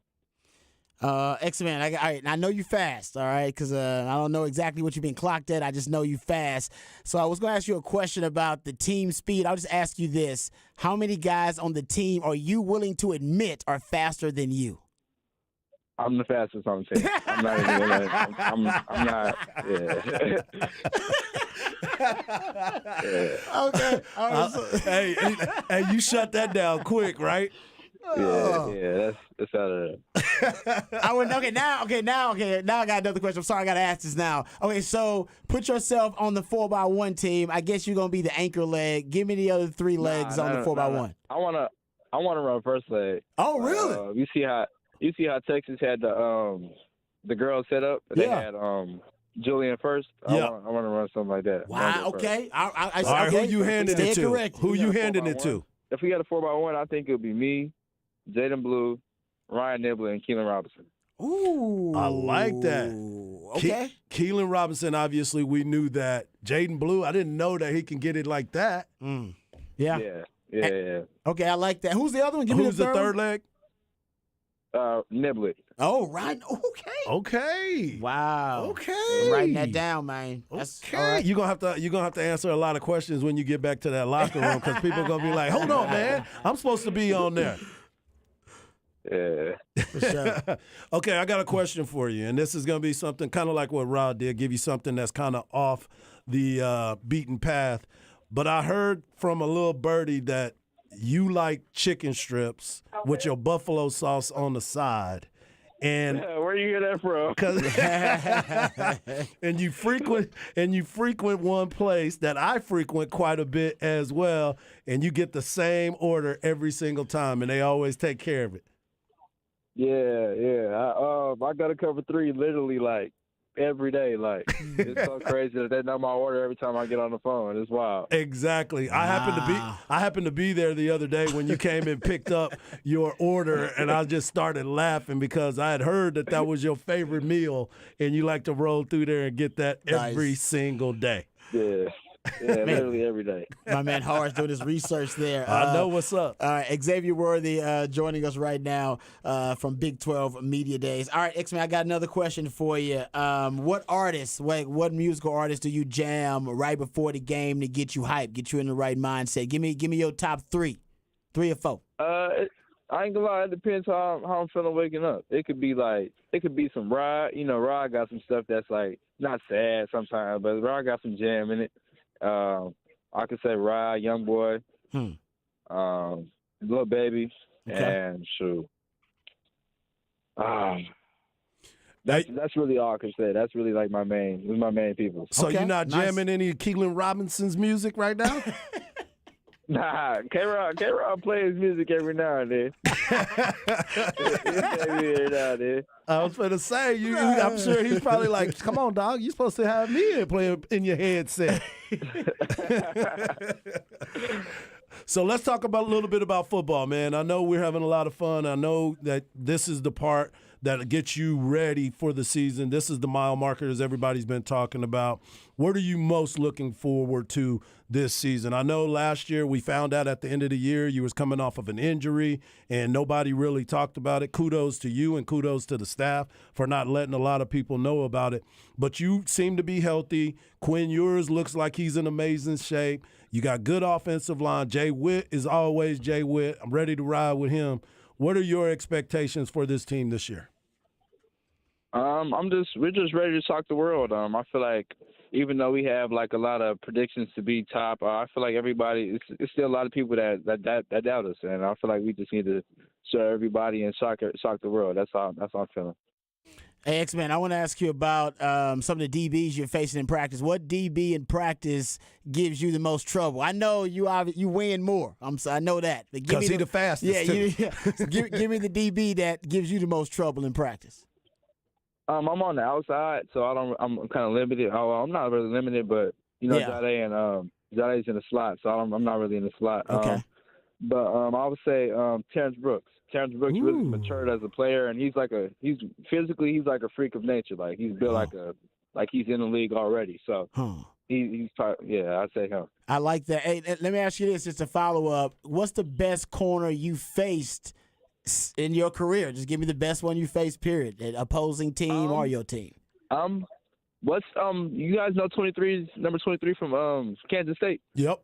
Oh, he just got drafted. Yes. Julius Brents? Brents. Is that Brents? The tall one? Yeah, he was really good. Oh, yeah. No, he was nice. Really good. That's a good one. Okay. Yeah, he was really good. Man, we've been talking about that young man for quite some time, and he definitely seems to be that type of player. So what are the expectations for X-Man? What are some of your goals that you have? Obviously, we know that as a team, you're trying to do this. You're trying to get to the Big 12 championship. You're trying to get in the playoff and win a national championship. What does X-Man have to do to help that happen for this Texas football team? Right. Really? I don't have no goals. It's really just to get the best version of me every game. That's right. I'm with you on that. That's a great All right, answer. I got one last question because I know you're busy, so I know you got to get going. One more last question because I'm a DB. So what route combination in, obviously when you hear it in the play call or in the huddle, what route you about to run where you get giddy? Just your money route. You already know you about to set him up. It's whatever route he call. I know I'm about to get busy. It doesn't even matter route. all of them on the tree. It's whatever route. I know I'm gonna get busy. I feel that, man. What about that goal line route that you ran? I forget that whip route that was so nasty. That was nasty. That it looked like y'all were just so shocked how open you were.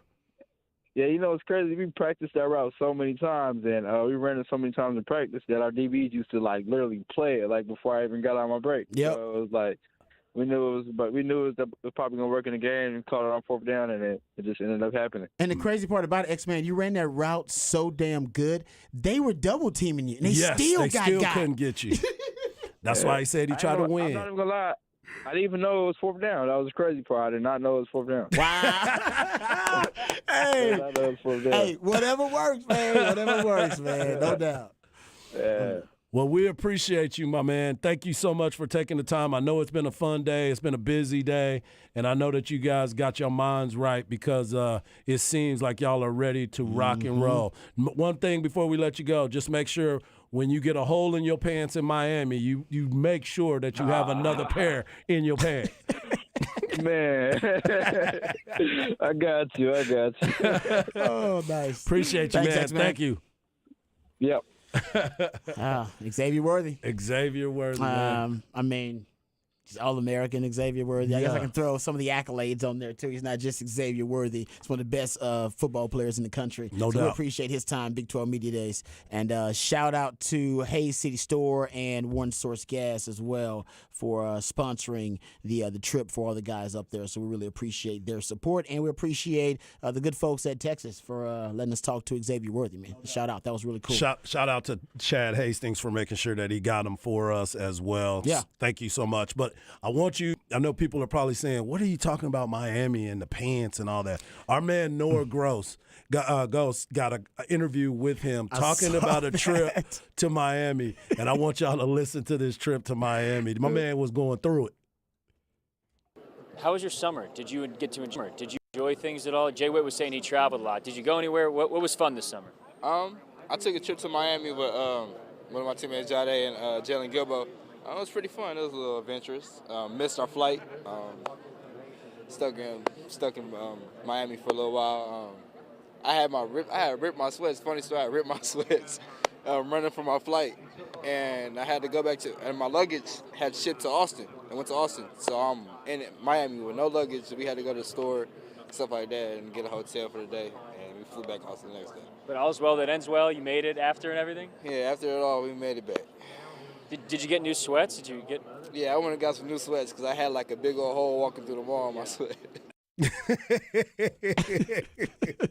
Yeah. Hey, we've all had situations where we've been on the road, right? No, man, I had a situation. You got to make adjustments quickly. Yeah. If in terms of splitting pants, my only split pants story was I for some reason I had some tighter jeans. I don't think they were skinny jeans, but maybe they were skinny jeans, and I bought them. It might have been a form of skinny jeans. It might have been a form of skinny jeans, and it's my lesson. I shouldn't have been wearing skinny jeans. And I was running for some reason downtown late, it was late. We were out hanging out, and I was running. Just completely ripped the pants right in the crotch. Ripped. And what were you running for downtown? Bro, I don't even remember. And I ripped them so bad that I felt the breeze on the back. It looked like I was wearing what the Texas dancers are wearing, the Palm Squad. I had them chaps on, man. The backless chaps, man. Yeah. It was crazy. The booty out jeans. Yeah, man. That was that's all. So I know how he feels. That can be very uncomfortable. We appreciate Chad and the crew down there, man, for working hard to get us X-Man because X-Man's funny. He is. He's got a good little personality. He's got a good sense of humor. Yep. And I like what the texter here said. Thank you, texter. Very astute observation. He said, I like the maturity they have been speaking with. No personal goals, all about team goals. You asked him about his goals. He's like, I ain't really got none. I'm trying to win. I'm just trying to win. But I do like the fact that he told you, any route they call, I know I'm about to get busy. I know. He said every route he about to give. I'm like, come on. Let me see. Every route. He believes every route he got the ability to get open and win. Some of the stuff that he said that was also interesting, though, that when I asked him what cornerback in practice gives him issues, and he out of respect, he said, "I don't face Jade." Yeah, he did. He went out of his way to say, "I don't face Jade, man." Because just so you know, if I did face him, that would be the guy I'd throw out there. Yeah. So he went out of his way to say, "I don't face Jade because I'm not in the slot. I'm on the outside." And then he told us that it was Terrence Brooks. Yep. And you got some time. You spent some time with him. I did. And actually, I spent some time with Terrence Brooks' father. Yeah. Who as an Aggie, and I ended up getting along with him really well because he actually is a defensive back footwork coach. Yes. In Texas. Yep. And so he up actually in the Dallas-Fort Worth area. Yeah, so that and X-Man remarked about his freakish athleticism. Yeah, buddy. He's a freak. Yeah. So Terrence Brooks he should win that field corner spot. I was happy to hear him say that. And also, Harge, we asked him about the 4x1 relay question. Man. And I asked Bijan this question last year, and I can't remember who he said. He had Keaton Crawford on there, remember? Keaton Crawford was on there. I know. I got to go back and find out. CB probably remembers. I got to go back and find out who Bijan said he would have on his 4x1. I'll look in the break. Yeah. You're looking in the break? Yeah, because I was shocked at what X-Man said. He said, first of all, he's the fastest guy on the team. But you asked him if he was going to be anchor. He was like, "Nah, I'm good." Yeah, he wants to run first. I want to be first. He want to be first. That's right. All Get the give it lead. up. There Get you the go. lead Get out the lead there. early. And then he said the 4x1 that he would choose from the team, Keelan Robinson. That's no surprise. Then Jaden Blue. And then went with Ryan Niblett. Well, I heard Niblett was fast. I heard he was fast. Okay. And I think we even talked about this earlier this year because he wasn't on campus yet. Yeah. He wasn't on campus yet. So that was outstanding. I I can't wait to see what we got. I am shocked. Yeah. Jaden Blue on there. Who else do we think should be on there instead of Jaden Blue? And he had Keelan Robinson as the anchor. Jay Witt claims he's one of the fastest guys on the team. For sure. Jay Witt claims that. I mean, A.D. Mitchell and Isaiah Neyor would be two that you would think because they're supposed to be the deep threats. A.D., that's a good one. You're right about A.D. I think A.D. should be maybe one of those guys too. Ooh, that was surprising too. I like that X-Men interview though. That was fun. That was a lot of fun. Had fun with him and him saying that basically. And do you recognize all the artists? I recognize Youngboy. Yeah. I don't recognize all. That's not I'm getting old. Rod. He kept saying Rod. It was Roddy Wave. Rod Wave. Rod Wave. Yeah. Okay, I know him. Okay. Yeah. He talked about him like he said Rod. I was like it was bro, talking about you. I'm rapping. Your boy's rapping. Your boy got alter ego bars. He got bars. You know another name that I thought he might bring up was Jonte Cook. Oh yeah, Jonte got that run. He got that ability too. Yeah, he might be the deep threat for Texas this year too. Yeah, no doubt. All right, good interview there with my man X-Man, and I was doing Harge Knock Live, so appreciate Harge moving things around. Appreciate Chad Hastings down there and the crew working hard to get us X-Man. Appreciate the folks over at UT making him available. So shout out to John Bianca and the crew over there in Media Relations, and shout out to our sponsors, no doubt, Hayes City Store and One Source Gas. We'll come back a little off the record on the side. Hey, we know who's going to be on Hard Knocks now. Hey. Well, we got to discuss that. We'll talk about that when we come back right here on Ball Don't Lie, 104.9 The Horn.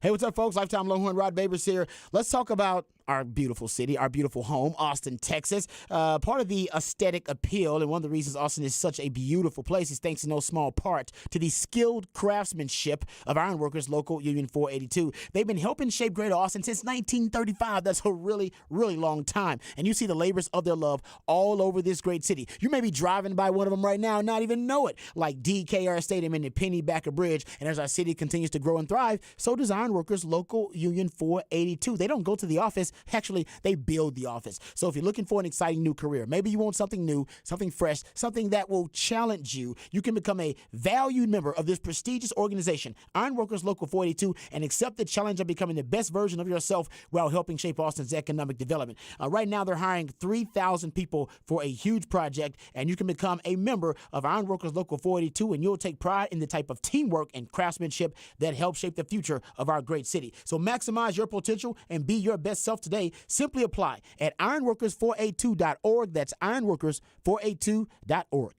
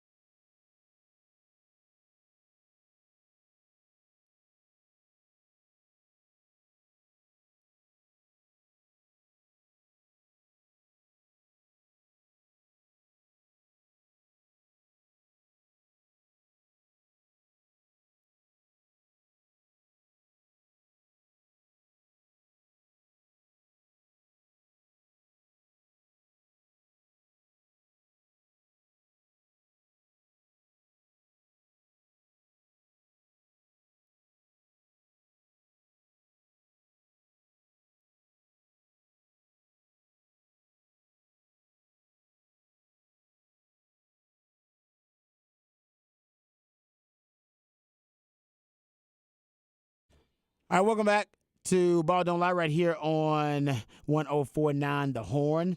We've been waiting on this announcement for a while, and today it did drop.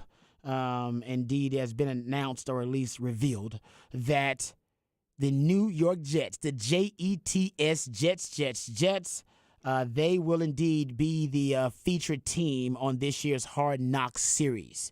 Jets report to training camp 1 week from today, July 19th, and the cameras will start rolling. There you go, Aaron Rodgers. I'm not joking, guys. I think we might have the most watched Hard Knocks series maybe ever. It's possible. Don't doubt it one bit, because this is something that you and I were talking about. Think about the personalities on that team. Exactly. Obviously, you're looking at what happened. The trade of Aaron Rodgers and him going there, so that's going to be documented. You're going to look at Sauce Gardner and what he's been going through. Yeah. You know, going Trash back with talking. Darrell Yeah. Revis and all these other people. I mean, not Darrell, but Ashanti Samuel and all them. Yeah. And then you go over here and you look at Garrett Wilson, what he's become, how he's a playmaker on that team. Forgot about that. There's so many personalities. And then you look at the defensive side.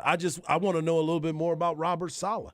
I want to learn a little bit about Agreed. him. Yeah. So there's so much that you can just you get so excited about it. And I'm like, yeah, the Jets. It's New York. Of course. And it's they New need York. to be on there. That's another character in the show, the Right. city of New York. Right. And then you got Zach Wilson. I mean, Yes. he's has some salacious gossip about him. Trying to hang and- out with Stifler's mom. Yeah, You know what I'm exactly. saying? And then liking cougars and all that kind of Yeah. stuff. I'm sure that may Yeah. come up because Aaron Rodgers may make some kind of sick, twisted joke about it. Oh, of course. I think it's going to be great. I really do. And I'm Yep. sure the Jets hate it because no team really wanted to do it this year.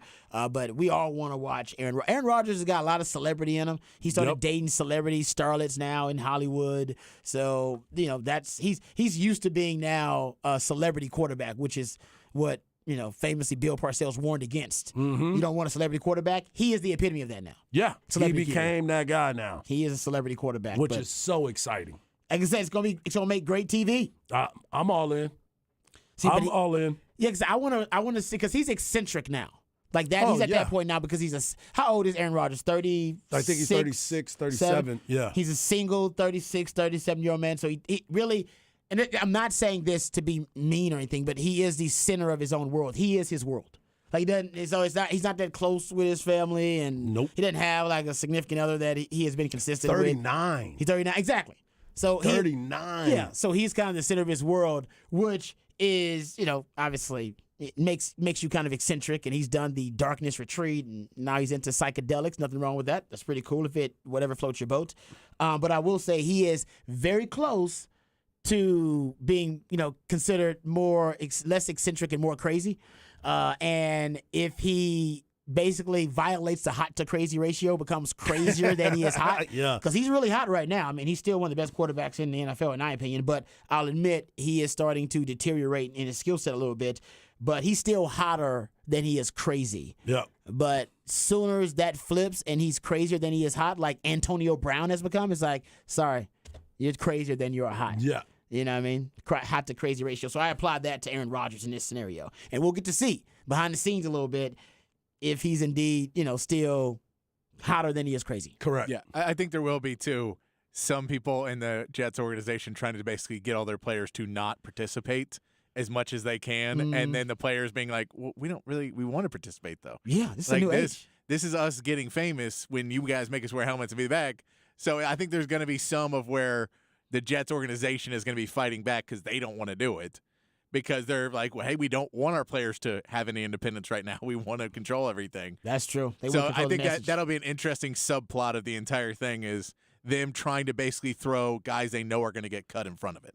Yeah, you're right about that. That's a good point, too. Because the organization obviously did not want this, and the NFL was like, hey, man, we can compel you to do it, and we're going to compel you to do it. And we shouldn't have to. And you're the most interesting off-season team right now. One of the more interesting teams with the Aaron Rodgers situation. So, yeah, this is what everybody wants to see. The rule of entertainment is you got to be good or you got to be interesting. We don't necessarily know if the Jets are going to be good, but they're certainly going to be interesting.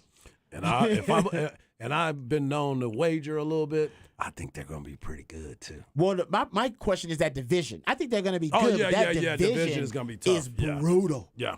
That's a brutal I'm with you division. on that. I'm with you for sure on that. And then Buffalo and Miami. And then can they stay healthy? And that's a can they big stay question healthy? because they have a lot of guys on that team that haven't played full seasons. Yep, I agree with you on that too. But that defense, that's a top 5 defense. Yeah. Defense is top 5, and hell, if Aaron Rodgers can make it work on the offensive side, they may be. I'm looking at Aaron Rodgers because of the fact, for me, he went to camp.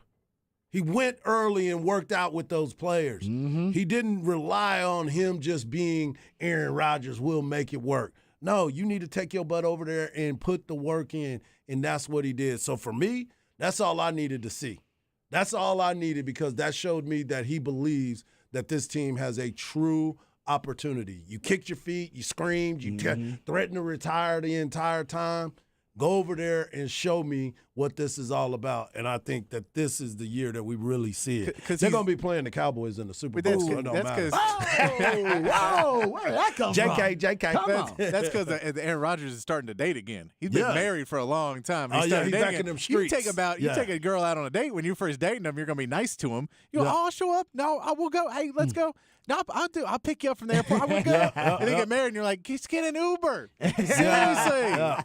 You're like Chris Rock said, when you first dated, you're meeting their representative. That's not them. Yeah, that's not who they are. That's not who they are.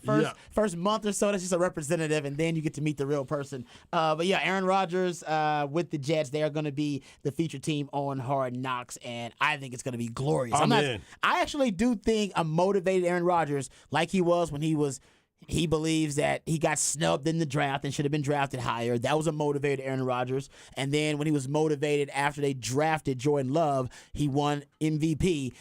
He's motivated again. I'm not saying he's going to stay motivated, but he's motivated right now. That's a dangerous situation for everybody else. And he plays game 2 against the Dallas Cowboys in Dallas. Ooh, that's good. Because he always has Cowboys numbers. Yeah. That'll be interesting. But now he's not with the Packers anymore. Punch him in the face. We'll see. It's that Dan Quinn defense. All right, we come back. We'll get more Big 12 Media Days coverage on the other side right here on Ball Don't Lie. I want to put on the horn.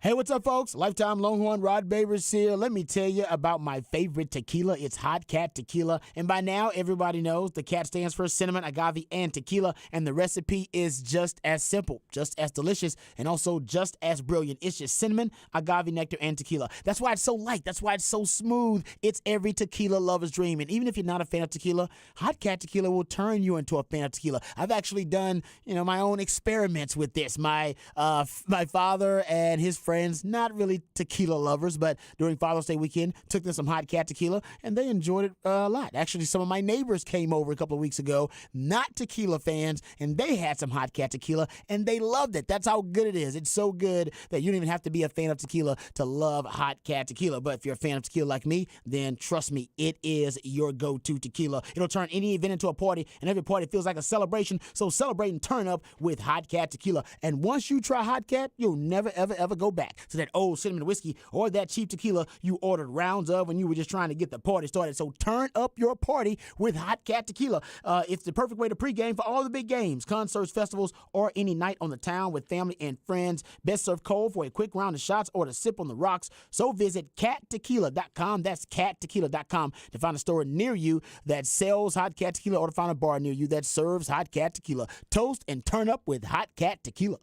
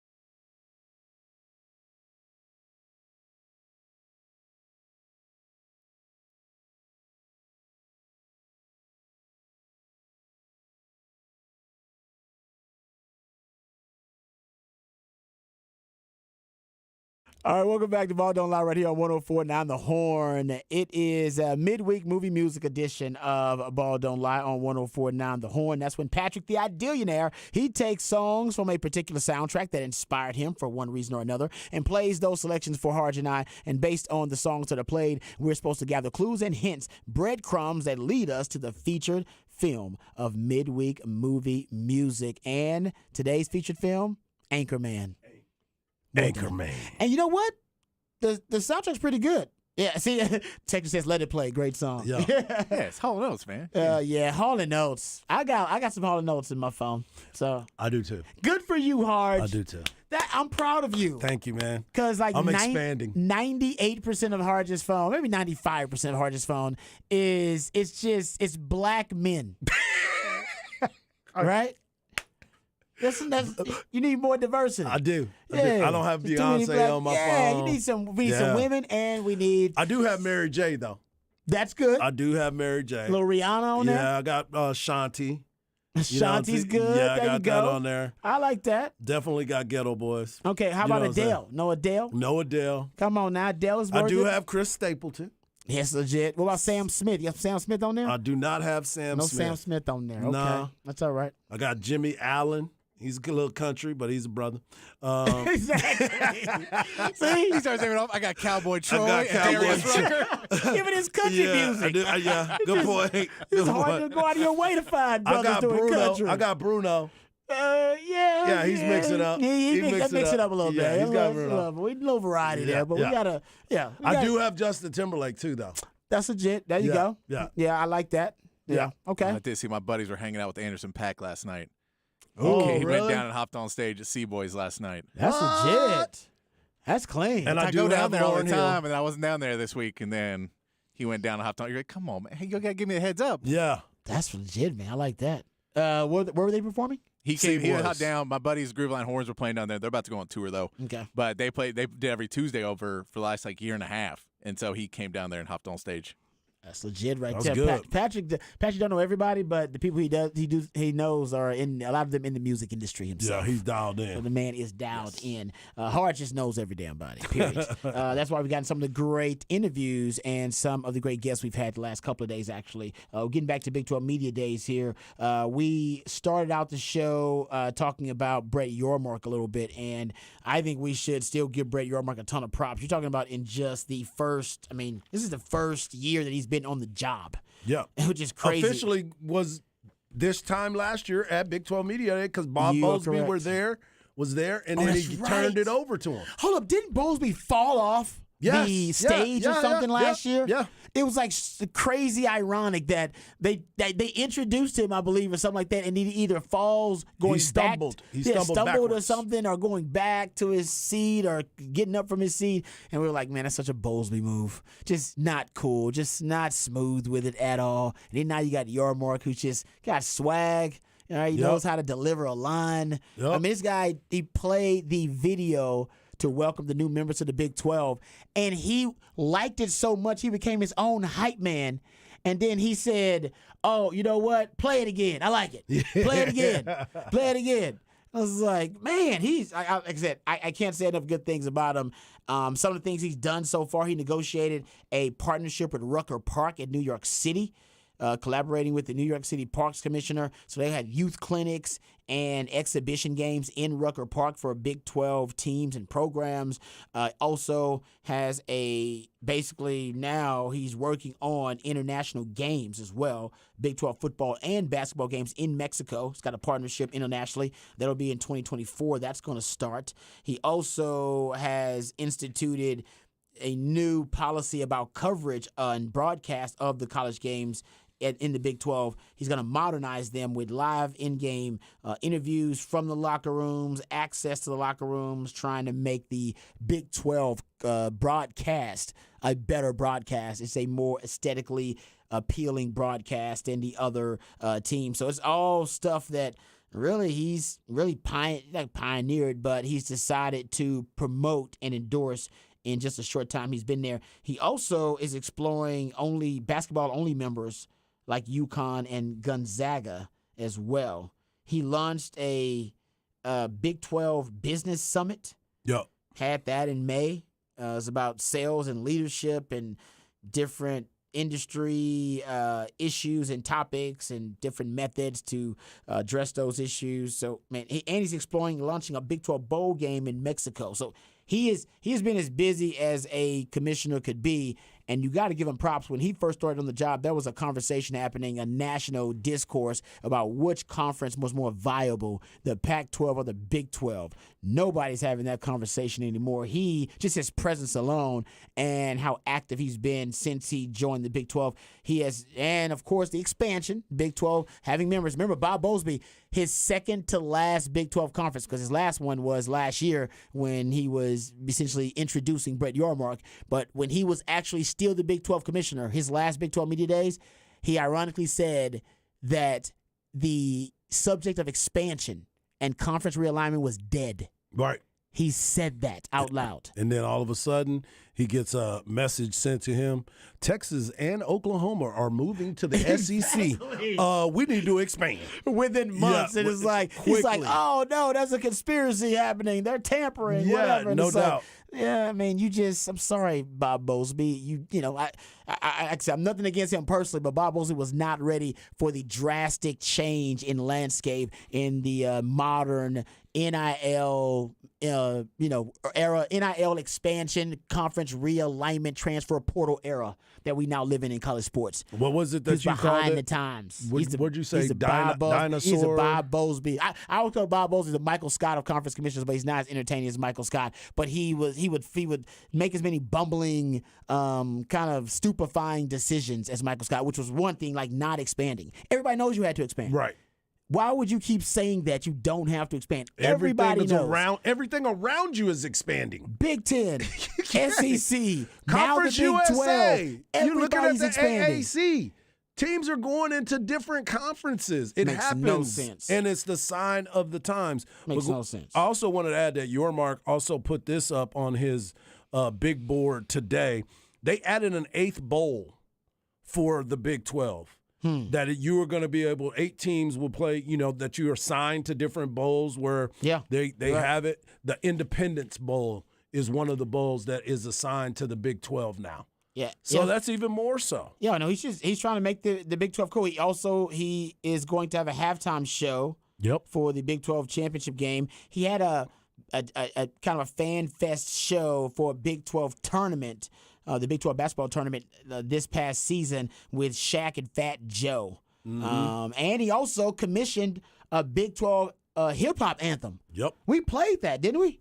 I forgot what it was called. Oh, I got to go. I'll pull it up Remember? real quick. No, but it was for basketball, wasn't it? It was for basketball. It was basketball, and it was I forgot what the actual theme was. It was something. Yeah. But that he's trying to basically intertwine. He wants to be at the intersection of pop culture and sports, the nexus of sports and culture. That's what I love about Brett Yormark. Yeah, that's what I love about. And that's why I said, if you're going to, I was told once that, by, someone who's a CEO of a Fortune 500 company, that when you're hiring somebody for a high upper level position of leadership, you're looking for 2 kinds of people, either or. You're looking for either a dinosaur or an alien. There it is. That's what I was looking for. Dinosaur or Bob an alien. Bowlesby. And by the way, exactly. Bob Bowlesby's kind of dinosaur. By the way, either one can work. Yes. So I'm not criticizing either one. But dinosaurs and aliens are very different. A dinosaur is an ancient, old, wise creature that knows the terrain, has relationships to that ecosystem, has evolved to that ecosystem, has familiarity with that ecosystem, older, experienced. But the alien has one significant, distinct advantage that the dinosaur will never, ever have, no matter how many eons that dinosaur has evolved in that ecosystem and how no matter how powerful they are. It'll have perspective. That alien will come down have a 30,000-foot view of that new ecosystem and that new world with fresh ideas, with new and fresh solutions for problems. And the alien will look at that world and look at some of the impediments and some of the obstacles and ask different questions. The alien will say why, and others will say why not. That's what the alien will go, have a different attitude towards it. And I think for Brett Yormark, he looked at the Big 12 where others asked why, and he asked why not. Yeah. And like I said, that perspective, that's why he's got all these fresh ideas, because he doesn't look at the office of conference commissioner of a major college football conference the way everybody else did, the way all the dinosaurs did. Yeah. That's why I loved it. He's an alien. I love He's it the best too. kind. Yeah. Best kind, man. It's been overdue. That's what I'm waiting on. I like the fact I'm just kind of jealous. Not jealous. I know the SEC is waiting, and I know it's going to be a lot of fun there. Oh, yeah, There's a lot of competition, but his excitement about the Big 12, his selling of the Big 12, the things that he's trying to do to get this conference to be still around and be relevant is huge. This is opportunity for some of the newer teams to take over and some of the old heads to now be at the forefront of a conference. Yeah. No, it's important for that. It is. Like I said, I'm happy for the Big 12. Yep. The name of your song is No Nights Off. No Nights Off. Yeah. That's the name of your song. I like the Big that. 12 basketball song. No Nights Off. Okay. Was it as bad as I thought? Remember it? Or was it okay? Oh, it's bad. Oh, it's bad.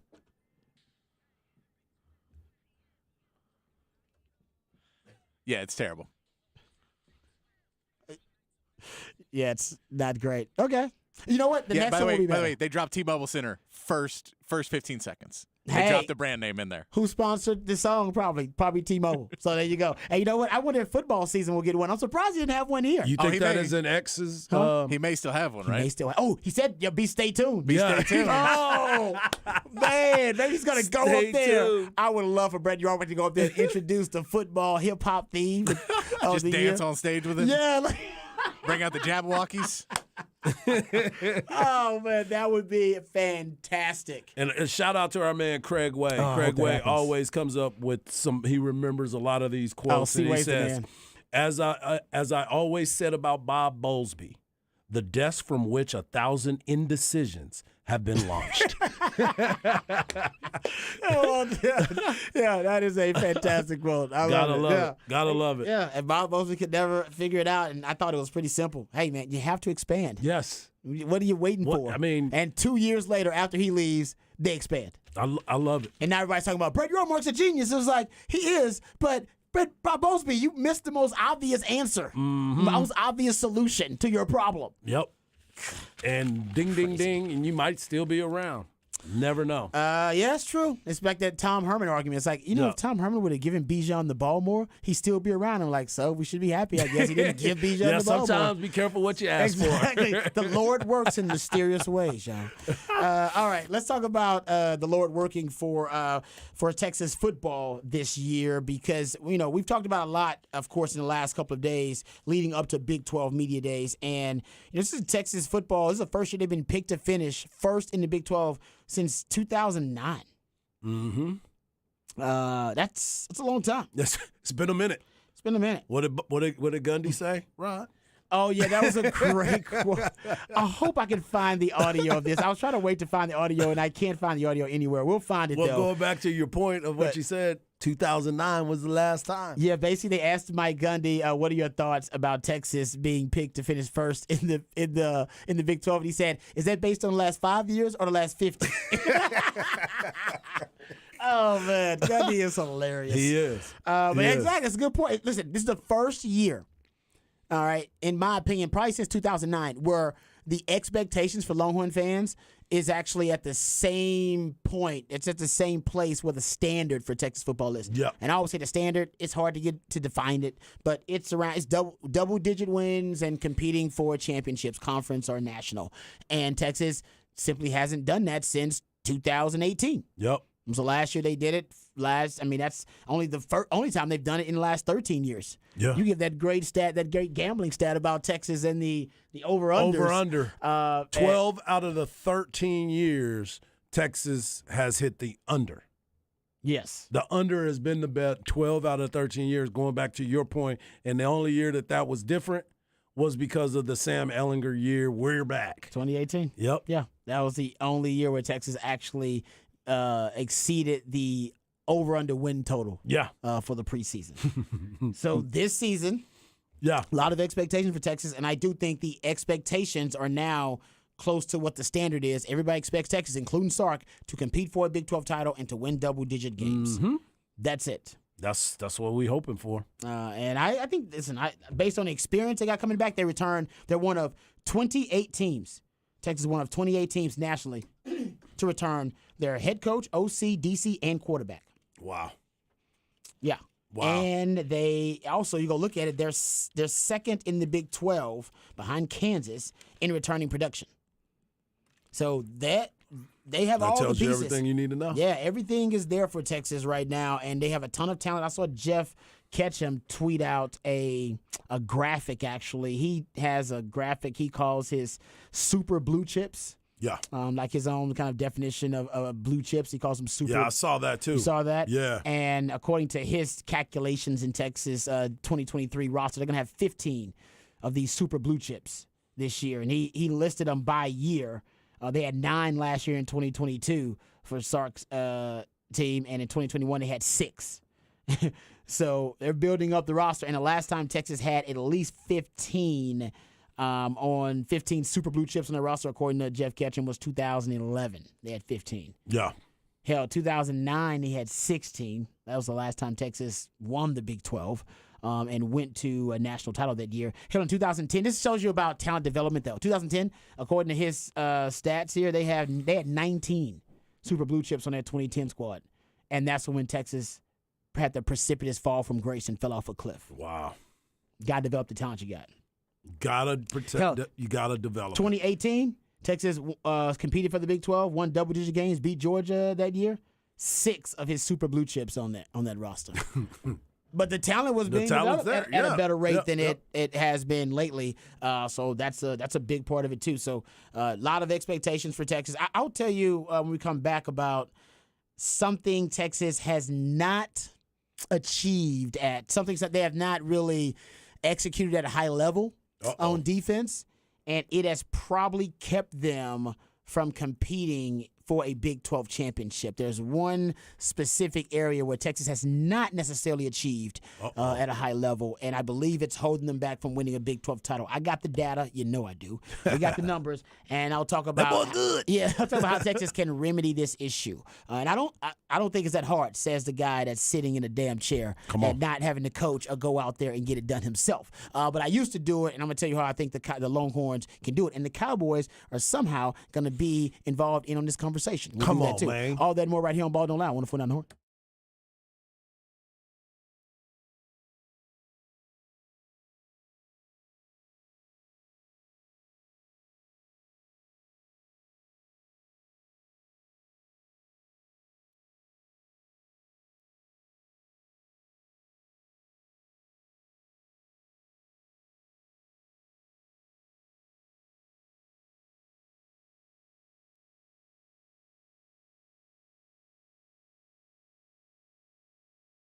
Hey, what's up, folks? Lifetime Longhorn Rod Babers. Let's talk about our friends over at Apple Leasing because they're my friends. They want to be your friends, too. And trust me, you need friends like this when you are out there looking for a brand new car, or if you're looking for the car that's perfect for you and your lifestyle, for you and your family.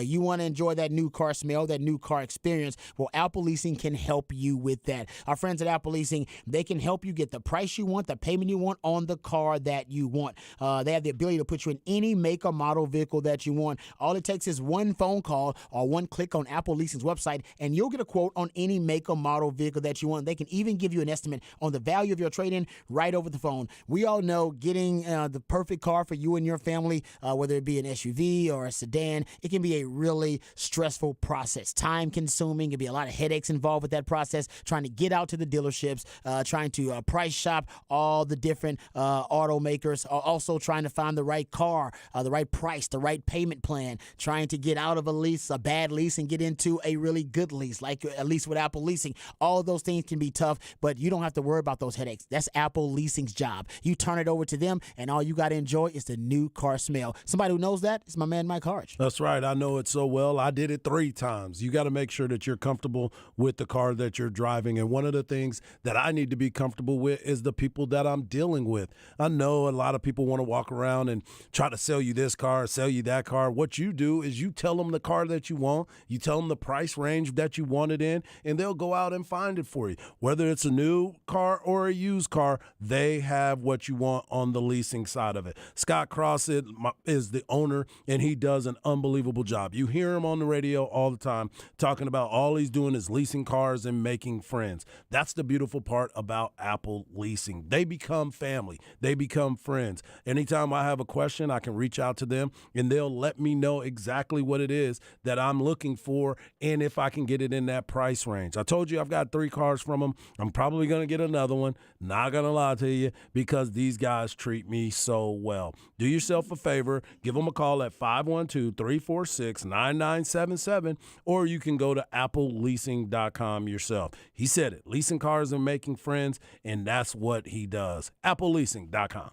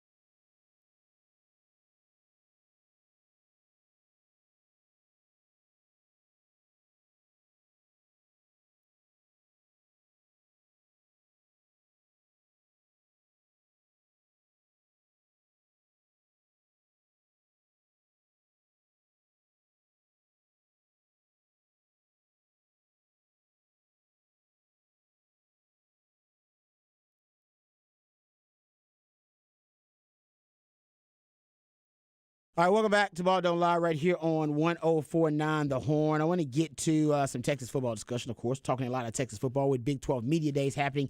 And shout out to our good friends at Hayes City Store and also One Source Gas for sponsoring our trip up there to Big 12 Media Days.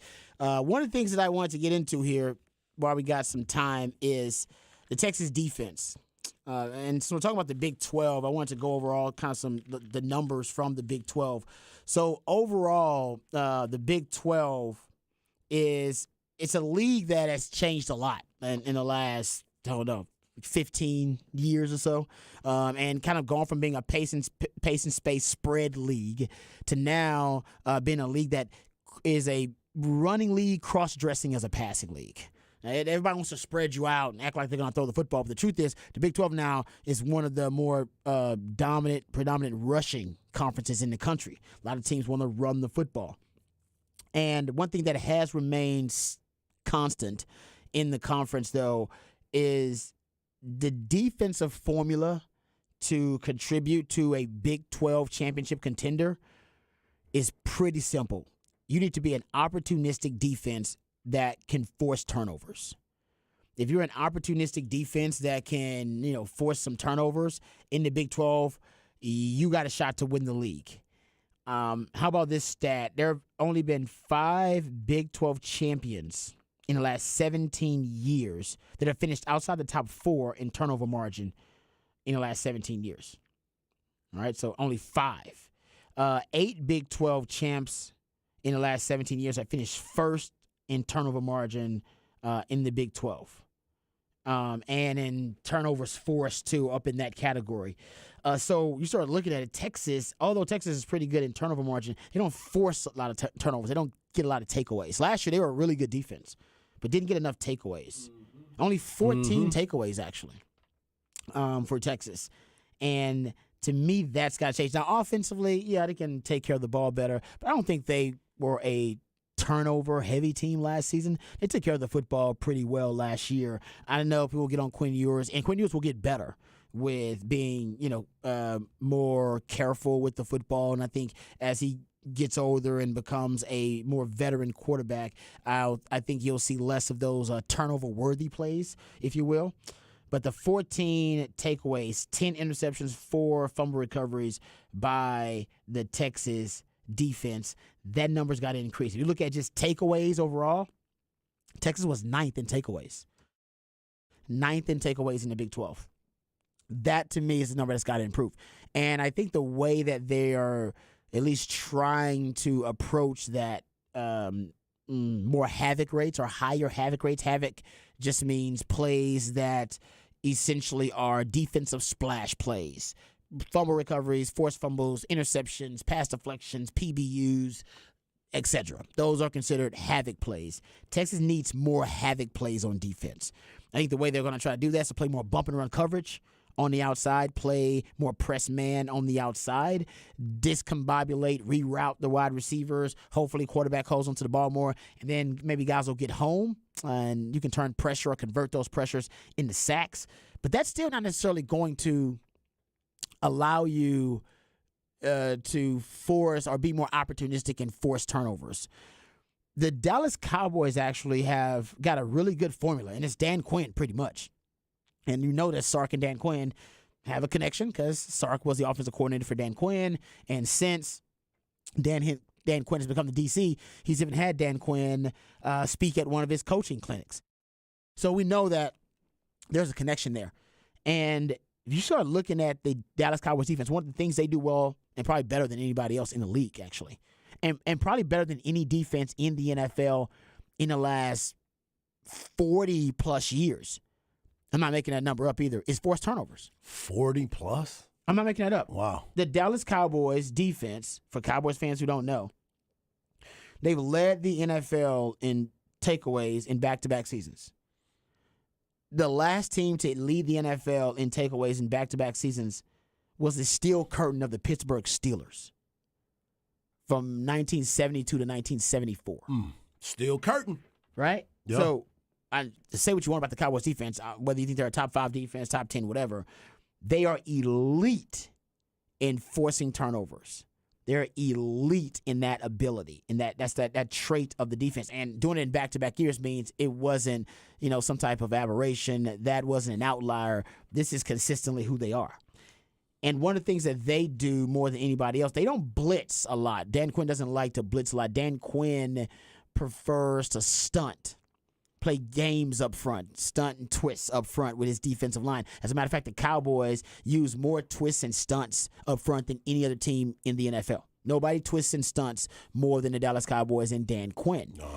And that's all to confuse blocking schemes. Right? You're trying to confuse the offensive blocking scheme up front and trying to get them to make a mental mistake. You get a guy coming free. So a lot of twists and stunts, a lot of games they're playing up front. And also, Dan Quinn is probably the leading defensive mind for positionless football in the NFL. Like, he's the leading mind in it. Like, nobody uses more 3 safety packages, big nickel, big dime, than the Cowboys. About 40% of their offense is big nickel, big dime, using those 3 safeties. And that allows their defense to be malleable. It allows them to use a lot of pre-snap manipulation. A lot of pre-snap disguise. And pre-snap disguise and manipulation, and I'll get into this a little bit more probably tomorrow because I'm going to do a deep dive on Texas defense too. That confuses a lot of quarterbacks because the Cowboys are almost never in the same look pre-snap than they are post-snap. It's always something different. It's almost a wasted pre-snap read for a lot of quarterbacks. Dan Quinn is consistently making you work post-snap. He's making you process post-snap. All your pre-snap diagnosis, you might as well throw it out the window. Don't mean a damn thing going up against Dan Quinn. Because why? Because there's so many stunts and twists up front. So he's moving so many of those chess pieces up front in the front 7. Nobody does it more than Dan Quinn. And on the back end, because of those 3 safeties, he is moving those pieces around pre-snap because corners got to stay out with their wide receivers, right? All right, that they have kind of locked in place. Just talked to X-Man. He said, "Yeah, I don't see the nickel backs sliding the slot corners. I'm usually out wide, so you can't move your cornerbacks around the chessboard. They're set pieces, but your safeties and your linebackers, right up the central nervous system of your defense, your safeties, linebackers, and your nickelbacks, man, you can move those guys around a lot, and nobody moves them around more than Dan Quinn, and that confuses the quarterback, discombobulates them." All right, it forces them to process more post-snap, and that not only with the blocking scheme up front and who's coming to take his head off, but also with the back end and how the coverages are matching up with the route combinations. That's a lot to process in about 3 or 4 seconds with Micah Parsons breathing down your neck. And Texas, obviously the Longhorns don't have a Micah Parsons, but they do have 3 safeties they like. They really do. Yep. They said they got Jalen Catalon. Monster NFL safety. He's healthy. If he's healthy. Knock on wood. NFL safety. They got Jaron Thompson, who they love. He's a senior statesman back there. Now, nobody in that secondary has been in that secondary longer than Jaron Thompson. He's your veteran, air traffic controller back there. You also have Keaton Crawford, who they love. That's the one I was waiting on. Talking about that guy's one of the fastest guys on the team. Yep. And they love that he's now forcing his will on the field. Like, he's basically demanding reps on the field. So you got 3 safeties. I'm not saying you should use a lot more 3 safety. You got Jahdae Barron in there too. Jahdae Barron is a beast. And so Jahdae Barron has to stay on the field. And I'm hearing that Terrence Brooks, all right, from at least what X-Man told us. I was going to say, X going to give it to you. X-Man say his toughest assignment when he's out there in practice is when Terrence Brooks lines up across from him, other than Jahdae Barron, who he doesn't see a lot. But I digress. Yeah. So you have the ability, because you can actually play a dime coverage. By the way, the Cowboys have the most effective dime package in all the NFL. Nobody has a better dime, and it makes sense when you think about it. It's going to be even better because now they added Stephon Gilmore to the dime package. It's going to be even better, and Jordan Lewis is going to say it's going to be even better. Really, I know this is crazy because just kind of get into the scheme and deep into it, to football theory. The Longhorns could play more dime coverage this year. They got enough DBs. I was going to say, they got plenty of them back there. If the Terrence Brooks things worked out, Terrence Brooks, they got Ryan Watts, they got Jahdae Barron. I just talked about the 3 safeties. You got Crawford, you got Catalon, you got Thompson. That's 6 DBs. Yep, you got plenty. And you can really play some funky games pre-snap with guys like that too, especially considering how well Jahdae Barron tackles. He tackles, probably one of your better tacklers on the team, so you know you can trust him in the box. And how big Ryan Watts is. You actually might be able to move Ryan Watts in the box sometimes. Come on, man. With a dime package and put Jadae Barry and Terrence Brooks outside You know and how I have him feel play like about a Ryan linebacker Brooks. role for you. You know what I mean? Like you can do some funky stuff, man. And it's all about confusing the opposing quarterback. And also, since Texas says, who did Sark say was the best pass rusher on the team other than, he said Anthony Hill's a natural pass rusher, but we haven't seen him during a college football game yet. Other than him, who's the best pass rusher on the team? Sark said, Byron Murphy. Byron Murphy. What's the problem with Byron Murphy being your best pass rusher? Well, he's an interior I was going to D-lineman. say, he's coming through the middle. He's coming through the middle. Yep. So you need to try to scheme up ways to get him, all right, in advantageous situations. Yep. Stunts and twists and games up front because you want to get your best pass rusher on their worst pass blocker. And sometimes they know you're the best pass rusher. So what they're gonna do is they're gonna combo block you. They're gonna put a center on you. Interior is easy. Put a center on and a guard on you. Easy. We can block them. Now, he could be a war daddy and always consistently beat that double team, but you don't want to work harder. You want to work smarter. Twists and stunts up front to try to get him lined up against or matched up against a weak pass blocker. And that you can do that over and over again if you are trying to scheme ways for him to become your elite pressure defender. Right. And we know Anthony Hill can come off the edge, so you can kind of simulate that too. So I think some of the concepts the Cowboys have used so effectively to become the most opportunistic defense in the NFL the last two. Honestly, in the last 40-plus years in the NFL. That's what they are pretty much. All right. I think Texas can utilize some of those concepts to confuse opposing blocking schemes and confuse opposing quarterbacks. And that's the key to Dan Quinn's scheme. You're always processing as a quarterback. I mean, you're bound to make mistakes. Your offensive line that's why they lead the NFL in two things. Pressure rate. The last 2 years, right? They're top two, top three, if not the best team in pressure rate. Led the NFL last year in pressure rate and in takeaways. And they are connected. No doubt they're connected, but it's also conceptually, he is basically prioritizing and emphasizing these things. He wants to confuse the O-line and the blocking schemes and then confuse the quarterback. And pretty much that's where his scheme starts. And I think Texas needs to take some of the pages out of that book. They're not confusing the opposing blocking schemes enough. That's why they were top 10 in pressures last season in all of college football. But out of those top 10 teams in pressures, they were second to last in that group, ninth, I believe, in that group in sacks because they weren't converting enough of those. So they were getting a lot of pressure, weren't converting them to sacks. So they got to convert more to sacks, but also they gotta force more turnovers, more takeaways. That's the Big 12 mantra on defense. Yeah, I'm looking for Texas to force more takeaways. I think that they had opportunities to make some plays. You talked about the fact that Jalen Ford was making all the interceptions. Jadae Barron were making interceptions. But you want to see the corners make more of those plays as well. And if you can get that by creating the pressure that you're talking about, that will be a big difference for the Texas Longhorns and the expectations that we have been put on them. They will definitely be around to exceed those. Yeah. No, the defense, I'm expecting the defense to actually be pretty good this year. I would be disappointed if they didn't improve on what they did last year. I like it. So last year they were top 35 or something like that, like a top 30 defense. They should be better this year, but shoulda, woulda, coulda. All right, we come back. We'll get to the break, a little off the record on the other side. Then we'll let you know some of the other headlines from around the sports world. All that and more right here on Ball Don't Lie on 104.9 The Horn.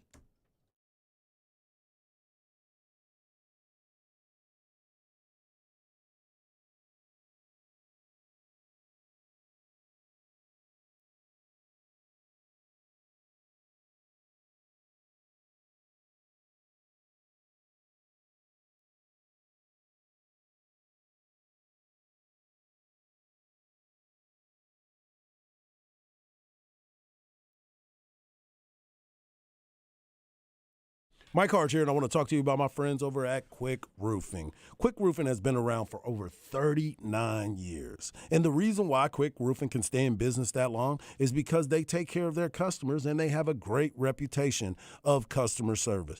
So do yourself a favor and go over to quickroofing.com right now. A lot of people don't think enough about their roofs. You know, we go about our days and we don't ever really think about, when's the last time I had my roof checked? You need to make sure that happens. And here's the perfect way to do it. You get a free, no-obligation inspection. Quick Roofing requires a project manager on every job site, ensuring that you, the customer, get everything that you were promised. Quick Roofing is fully insured and has all state and local licenses. Quick Roofing doesn't even require any money up front until 100% completion and, of course, 100% satisfaction. And with all that, you get a 7-year workmanship warranty. So what are you waiting for? Reach out today and get that free inspection. Go to quickroofing.com today. That is quickroofing.com.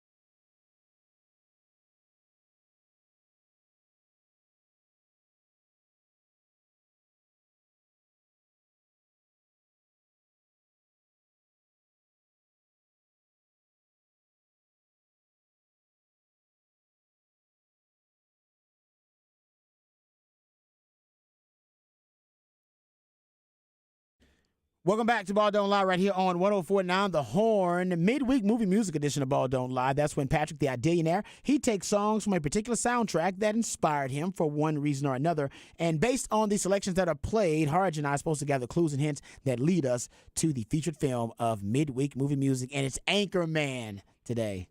I love it. Anchorman, where is it among your all-time great comedies? Are we putting it in the top 15 to 20? Is it even there? Is it there for you? I don't know. Maybe I don't have to go back and watch it because it's like, does it? It's pretty good. It stands the test of time. I still time? Laughed at it when I watched it probably like a year or so ago. Okay, so if it stands the test of time, it's up there. Then. I think it does actually, but like to each his own. The Anchorman sequel. Other than the fight scene, I think the fight scene was pretty good in the Anchorman sequel. Like their iconic fight scene where they bring on the different news networks and all the different celeb cameos. That is pretty damn good, too. I personally liked when Will Ferrell went to dinner on Anchorman with Megan Good's. That's which one? Anchorman 3? That might be Anchorman 3. Yeah. Oh yeah. Hold up, there's a 3. Oh yeah. There's a 3 where then it's an interracial dating thing, and that's a dinner, and Oh man, I'm sure I saw Anchorman 3, goodness. but I don't know if I remember that. CB says all-time great comedy for him. See, I think it was because.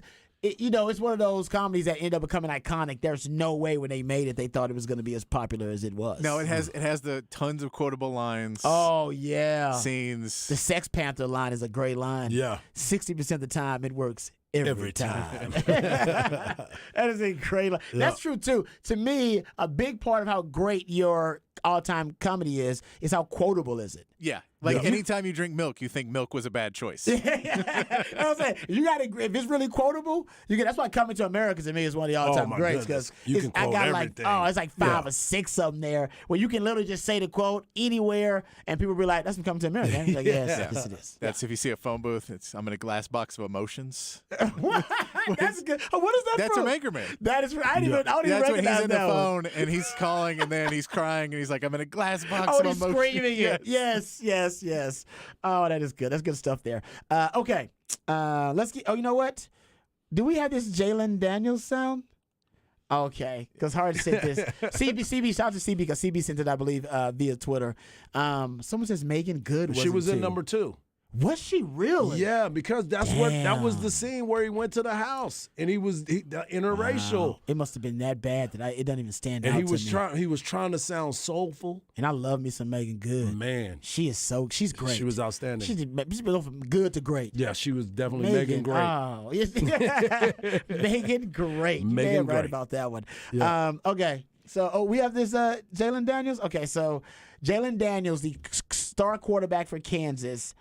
He wore a piece and chain to the Big 12 Media Days, but the piece on the chain had a screen, a digital screen on the piece which showed highlights of himself. We got a nice little Cuban link chain right here, man. We got the piece playing the highlights because, honestly, wasn't for me making a few of these plays on here, I wouldn't be where I'm at today. So, just a reminder, everyone I'm walking around, this is what I do. I like to play football, I like to play quarterback, I like to score touchdowns. That is great. He thanked himself in his own speech. He's like, basically, if it wasn't for me making all these plays, I wouldn't be where I am today. I'm like, you what? He's like, I want to remind you, like, yourself or everyone else. I don't think it's about reminding you. I got to tell you, I'm liking Jalen Daniels. I can't help but like him now, man. He does have a Texas win on his resume, too, guys. Yeah. Well, how many Kansas quarterbacks can say that? Well, actually, too damn many. Don't listen to that. So Aggie fans and Texas Tech fans do not hit the spec sex. I know there was a softball of a joke. Oh, they're coming at they're you. like, actually. But yeah, man, Jalen Daniels doing it big. I'm glad he's enjoying it because, man, I've never thought a Kansas football player would have that kind of swag. Yeah. Actually, Akib Talib had that kind of swag. I was going to say, Akib he Talib, definitely actually, in his did. day, he would have done something like that. Yeah, but he didn't have the money for a chain with a screen on it. He How did. you know? It just wasn't through NIL. Yeah, I was it was about to say. under the I was table. gonna He say, did. how you know? Let's put it this way. He couldn't wear the chain to Big 12 Media Days. Yeah, you're right. That's true. You couldn't Don't wear the chain. forget, Big 12 he Media went to Days. Kansas. He went to Kansas. Oh, man. Yeah, that's when Kansas was balling, man. Yeah. You want to play that Kansas squad. Yeah. This Kansas squad now, though, actually, they are next. You don't want none of them This either. is not your mama's Kansas football team. That's for damn sure. They ain't no Yardbird, man. This Kansas team is going to be pretty damn tough. Not an easy out for anybody in the Big 12 these days. So there you go. Jalen Daniels with the piece and chain with the screen. That's something With new. the screen. Piece of chain with the screen. I got my Apple Watch, but it definitely don't have no plays up on Man, it you right should now. want them hard highlights on that joint, man. There's few and far between. I get some Robbie highlights, but you wouldn't be the pixelated So what do you VHS, think mine would look like? VHS video It would would show well. It would look like your video game character. And you're exactly like, what is that on there? What is that on there? Oh, no, that's me right there. What? No, I'm in the corner of the screen. Yeah. For real, it wouldn't look as good as And- Jalen Daniels highlights. Wow.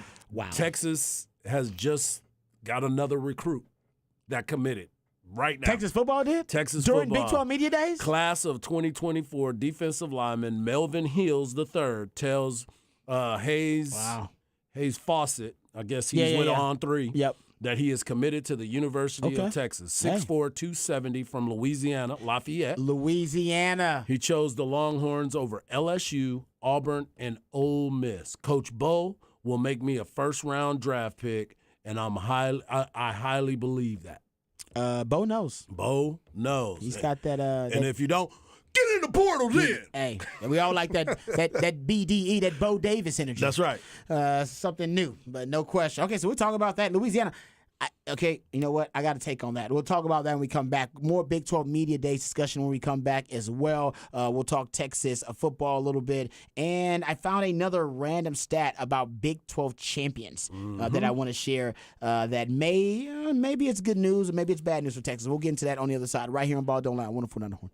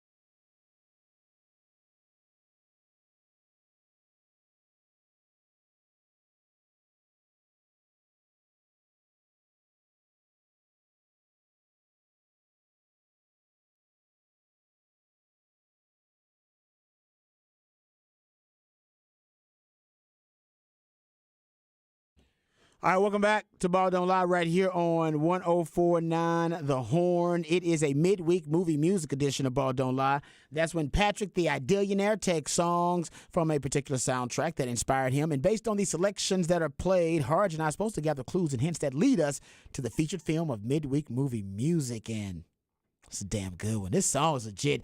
My favorite rendition of this song, and by the way, you can just go with the original, is the UGK Pimp C version. What? Oh, it is fantastic. Man. It really is great. Yeah. Matter of fact, I'm going to jam it when I in the car. The Pimp C version of Use Me Up. I almost sent you Gravy today from UGK. Oh, did you? I was rolling around listening to Gravy. Nice. Yeah. Oh, yeah. Ain't nothing wrong with a little UGK. Yeah. Also, just talking about rap real quick. Have you heard the new Killer Mike? I have not. I heard it's off the chain. You need to get on it. Okay. Well, you missing out. Sorry, guys. I got to put another black guy on my on my music. I recommend Killer Mike. Okay. Throw it on there. Done. No, it's legit. It's probably gonna be. He's probably gonna win some awards. I think it's pretty damn good. Well, I'm about to Dave download Chappelle's it now. Dave Chappelle's got an intro on one of the songs. Run. That's really damn good. Down by Law is a really good song. Killer Mike. It's my first time actually, Getting his music. being deep into a Killer Mike album. It's legit. Does this have some backup singers on it this time? What, Killer Mike? Yeah. Is this I the one think named so. Michael? It does. Yes, there's like soulful tracks. You're probably right about that. Like, No, people because are- I know I had a friend who sang backup with him during South by, I think. Oh, you're probably right about So that. he was saying like some of the new stuff he's working on has like some gospel stuff or some soulful. stuff. Yes. Yeah, that No. kind of stuff on it. That's why you'll like Okay. it. It is. It's probably unlike anything he's ever done. Is what I've heard. Like, I'm not. deep Yeah, into I've heard really good stuff about it. I haven't listened to it, but I heard when he was my buddy was rehearsing with him. Wow. He was like, it's just really good stuff. That's I'm crazy. seeing some of Patrick the knows people every that damn is body. on with him, and that's like, okay. Yeah, no, check it out. I Yep. think you'll be. I already you'll be- downloaded it. You'll be It's cool. pleasantly surprised. It's the real deal. All right. I'm Thanks in. to my man Patrick, always broadening our horizons. That was a little. Is that Bill? Who's that? Bill Withers? That is Bill yep. Withers, yes. Man, honestly, one of the more underrated artists all time in the history of music. Definitely. He's got like 4 all-time iconic bangers that Yeah, he's got some really good stuff. you recognize immediately. And then he's also got that stuff that you don't realize was sampled. That was Bill Withers. That is true. Agreed. You go, oh yeah. that's a Like great point. Grandma's Hands, you don't think. You're not like, oh, when you hear, what's it, No Diggity is Grandma's Hands? Yep. Is it? Yep. Oh yeah, think it you're is. right. That's crazy. And you just don't think. You just go like, oh, it's No Diggity. But you're not like, oh, it's actually Bill Withers. Yeah, track. nah, you're right about that. I was talking to Craig about Bill Withers one day because Craig's a big Bill Withers fan. He was just hipping me to it one day, and I was like, man, had to give some respect. Yeah.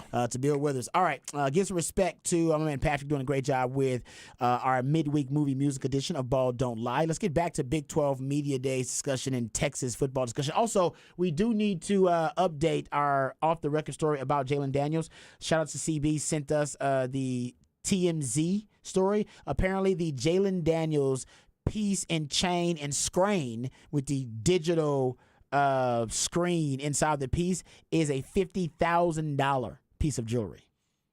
Yeah. Yeah, yeah. The screen that plays the digital highlights of himself, by the way, the highlights of himself, which is pretty cool. So Yeah, I'm all in on 50 that. G's. And you know why this is brilliant? This is brilliant for now they recruited some of the Kansas basketball boosters to help them do boosting for the Kansas football team during the NIL era.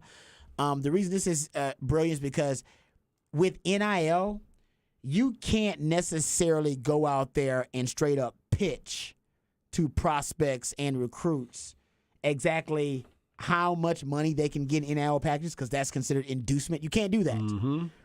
But what you can do is promote the players who already have the deals so that the players who are coming in can go, oh, you can get that kind of deal. So just having him walk around with the $50,000 chain in the NIL era is marketing and advertising for your NIL program. Yep. You say, how now? Your guys walking around with Gucci on? You're like, that's crazy. No, they should. Because the prospects need to see the Gucci. They need to see that guys from TCU can afford to wear Gucci. Remember And when see- X-Man got the necklace? Remember when he got the Yeah. necklace when he was up in Dallas and got his necklace? Yeah. Everybody was like, where'd he get that? How much is that? Yeah. Everybody started looking at it. Yeah, I agree. I hate to say, like I said, I'm not a flashy guy, so it's not really my style. But you want your most popular and your best player like Jalen Daniels. If you're Kansas football, you need him trending. Him being on TMZ for Kansas football, money. Yep. That is chef's kiss. That is brilliant. Right? Because then now people are like, oh, Kansas football players can afford a $50,000 chain? Yeah, we can. We took some of those boosters from the basketball team, and we got a couple of those guys in football now. I like it. That's why you got to flash it. It's good. That's why Texas putting out on social media their parking lot when they have all the really fancy cars, all the really nice cars. They got the Lamborghinis and the Benzes, and Huff Daddy parked his car out there, and all these really nice cars. Phantoms. That's just marketing. Yep. That's just advertising these days. Because I can't go out there and tell prospects, hey, you can get this. Now, some people are doing it. But you're not supposed to be able to tell them, hey, you can get this much money in NIL deals. I can introduce you to this business owner, this guy, this booster, and they'll give you this much money if you sign here.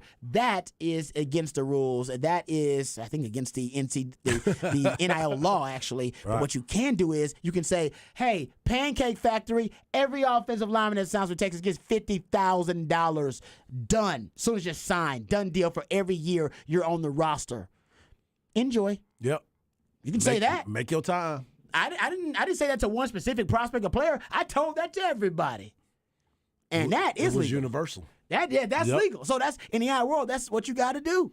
Yeah. Sounds crazy, but this is brilliant by Kansas. Kudos, That's Lance a smart Pope. move. Kudos. Yeah. And they growing over there in Kansas. No, they growing. They're trying to make some things happen, so why not? Make it happen. Yeah. No, I thought, like I said, that's interesting. Okay, so Texas got a commit, you said, right before. And we'll get back to Big 12 Media Day discussion here. But you said Texas got a commit from a defensive lineman from Louisiana? Yes, his name is Melvin Hills, Okay. a 3-star defensive lineman. And our man Brandon Harris, who does a lot of recruiting over there for the University of Texas, he said, Louisiana to Austin. I like the way that sounds. It's a pipeline, baby. It is. It's starting to become one for sure. I remember saying years ago that Texas needed to make sure they locked down the state of Louisiana. There's no need for Texas to have the state of Louisiana as a neighboring state and not be doing more recruiting in that state of Louisiana. Now, Mac did some, but Mac did not have as much as a presence, honestly, in all of his years in Louisiana than honestly Sark has had already in Louisiana. Right. Considering Arch coming from Louisiana, he's already the safety, I forget his name off the top of my head, from Louisiana as well. Williams. Derek, is it Derek? Derek Williams. Derek Williams, Yeah, yes. he's good the player. freak. Yes. Yes. Michael Griffin is saying he's going to be one of the GOATs in DBU history out of Louisiana. So I love that Sark is getting all those prospects. If you look at NFL players per capita, just year after year, the state of Louisiana is always in the top 10, damn near in the top 5 year after year in NFL players produced per capita. And LSU, they don't have any real competitors in that state for the best talent in that state. And when Texas starts winning battles against LSU in Louisiana, that shows you they putting in some work. Right. And so shout out to Brandon Harris because he's got those Louisiana connections. I believe that there are a couple of coaches with Louisiana connections on there too. Oh, for on, sure. on the staff already. Yeah. They've recruited that I think for Terry quite some Joseph time. has Yeah. some Louisiana connections too. Yep. I agree with that. So that's a nice pipeline, man. It's like I said, Louisiana. Like, if you don't have a lot of competition there because LSU, they can only fill up, the scholarship limit so much with high quality elite talent from Louisiana. They want to go get some guys from Florida too. They want to get some guys from Georgia too. Yeah, for sure. So that's why Louisiana, man, it's a lot of I'm going to say unnoticed, undocumented, but it goes largely, I think you can have fewer recruiting battles in Louisiana with some of that top talent. I agree. There's so much of it there. Well, I mean, when the whole time that they're thinking about going to LSU, right? Everybody thinks that you're going to stay home. Well, look at it. Texas got 3 players from 4 now for that kid that's going to. Well, he's committed for right now. But look at this year's team. You've got Williams, Manning, and Randall. The tight end. Yeah.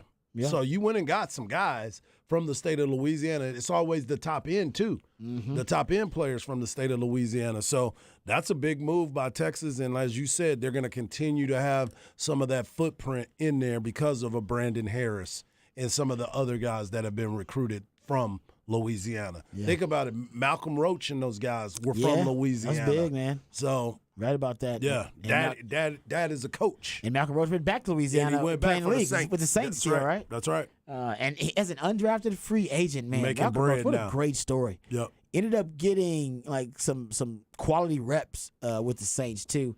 Turned himself into. I mean, he played like 5 positions here at Texas. People forget that. Malcolm Brooks played like outside linebacker, played D end, D tackle. Yeah, he did a little bit of everything. He did a little for bit of Texas. everything, and honestly, it ended up being a blessing in disguise for him because he was so versatile when he got to the league. Defensive coordinators loved his versatility, loved the fact that they can move him around, do a lot of different things. Okay, getting back to Big 12 Media Days, shout out to Xavier Worthy. We did have Xavier Worthy on during Harsh Knock Life, so shout out to Harsh and shout out to the Texas media relations folks, John Bianca and the crew, for making him available. We spoke to him earlier. That conversation is at hornfm.com. It's already posted if you missed it. Some of the highlights, we did ask him who on the team was faster than him. He said nobody. He said he's the fastest guy on the team. Yeah, you know, I guess you got to ask somebody else, but he said he's the fastest. And then I asked him after that, so, all right, so who goes on the 4x100 relay with you? Thought he'd be the anchor leg. He said no, he wants to be the start off man. He's the first one. The first legs. And I'll give him credit. He was talking about watching the Texas track team. Yep. And he's like, no, I want to do it like how we did in track, which there's not. You know, it's nice to see that the team is going to support each other on the 40 acres. That's true. So I thought that was a really. But I mean, like it might be because he did bring up a specific young lady. Yeah, he did. It did. But I'll say it's cool to see star players supporting other sports no in doubt. Texas. They do that better doesn't than we always did. happen. They do better than we did.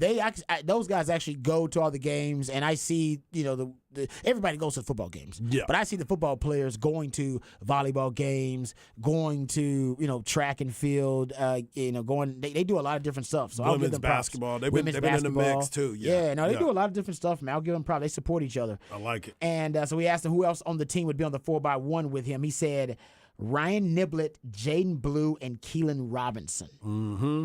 Yeah, interesting. And then remember, Patrick Wynn looked up last year. I asked Bijan Robinson same question: who's on the 4x100 team? 4x100 team. If you had to make one of all the football players, Bijan said Keaton Crawford, X-Man, Isaiah Hall, and Brennan Thompson.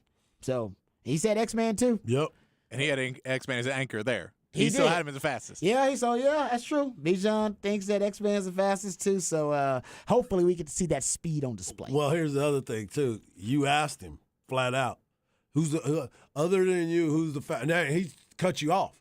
Ain't nobody faster. He did. Ain't nobody fast. Ain't nobody fast. Ain't nobody fast. Yeah. Chan says he said Julian. Yep. She's a beast. Tall, strong, and fast. Okay. There you go. There you go. I know. I love track girls, just I'm not going to lie, when I was at Texas. Why wouldn't you? It was my preferred sport to date. If you were going to hang go out to with. a track Oh, no, meet. it was. It was easily. Probably 5-6 ladies from the track team in my time. Oh, it's amazing. I loved me some track girls. And but one sport that I wish I had pursued harder were volleyball girls. I wish I'd have went after one of them Amazon beauties, and I did not. And to this day, because think about it. To this day, think about it. Most women in just an everyday situation, they don't want to date a guy or hook up with a guy that's shorter than them. Correct. It's an everyday. That is true. But when you're in college and we're both student athletes, the rules don't really apply. We got some different rules. And I think that was the time where I could have hooked up with a 6'3" woman. Just Amazon. Yeah, you know what I buddy. mean? She just manhandled me. Just toss me around like a rag doll. Hey, Rod. Yeah, that's what I want to be. Black Caesar. I want to be manhandled. And Yeah. I never dated a volleyball girl. I'm so sad about that now. Like, what was I thinking? Yeah. I'm like, What was about I thinking? hoopers? What about hoopers? I know. I was in track and field, soccer. That's soccer ladies. Yeah. I went, but volleyball. I'm so sad about that. Yeah. Missed opportunities. Yeah. Talk about regrets. And they were like, we was hollering at you. You just wasn't paying attention to us up here. I remember them too. Like up here. I remember them out, and I remember passing by like, oh man, you know what? There's some nice, beautiful ladies. But I was preoccupied at the time, and now I'm thinking like, Rob B, when would you have the time to hook up with a 6'3", world-class athlete? That's probably why. Bianco didn't let you go to Big 12 Media Day. These conversations, right? This probably. This is definitely one great point. What was it? Bring it back full circle. You're right about that. Honestly, I can't even get mad at you. He still has the job, don't he? He still got the Rob B job. up there. Somebody gonna lose their job. That's what I'm talking about. Hooking up with the volleyball chicks. Oh man. I do regret that though. Anyway, getting back to it. Sorry, we were talking about something I got totally sidetracked. But he was talking about, the X-Man was talking about how he observed that the women's track team, they used their fastest lady in the first leg. So that's what we got back to. Anyway, but getting back to it, Big 12 Media Days, shout out to Hayes City Store and shout out to One Source Gas for sponsoring the trip up there. And shout out to Chad and Zay. Yep. And shout out to Cameron, who took the trip, and also Jeff and Craig Way. They had Jacob's up there, too. Jacob's up there. Shout out to Jacob, working hard. Craig Way actually had a great start to the Light the Towers. It's a great program anyway. But they spoke, I want to say to everybody. They spoke to Sark, Quinn Ewers, X-Man, Jay Witt. They spoke to Jalen Ford and Jadae Barron, too. I'm not sure. I they were efforting him when I was listening, and I'm not sure if they got him. But either way, go back and listen. Yeah, to they had a lot. Light the Tower. They did a great job in the start. I think it's the start of the show, like the first 2 segments. You'll hear everybody that went to Big 12 Media Days for Texas. Yeah. So that would be cool. Okay, getting back to the Big 12 Media Days. So one thing that's interesting that I've been looking at about the kind of surprise teams in the Big 12, and Texas Tech, obviously, is one of those surprise teams that people have been talking about for a while. I think a team that is being a little bit overlooked now that maybe I'm hoping it's the case. I'm hoping Baylor actually makes a move in the Big 12 and improves a little bit too, because I'm a big Dave Aranda fan. Me too. As a matter of fact, Craig Way had Dave Aranda on. He did on the show. Did. And every time I hear Dave Aranda speak, I realize how more of a fan I am for Dave Aranda. He's so calming. Like Dude, when he sat is. down at the very beginning of it, my only thought was, how are they going to bring out more from him? Right? Yeah. Like, where's the enthusiasm going to come from in the conversation? He was like, thank you guys for having me on here. Man. That is such a great question. And he's so thoughtful with his answer. That is the perfect word to describe. That's a great word to describe it. Yeah. He is. He's thoughtful. He's very When you ask him a thoughtful. question, Yes. he's not just going to spit out the coach speak. He actually is going to process it and genuinely give you his most heartfelt response. And it's going to be a great question, Rod. And it's going to nobody asks bad questions No. to my man Dave Aranda. Man. Nope. He wants you to feel like your question is appreciated. Mm-hmm.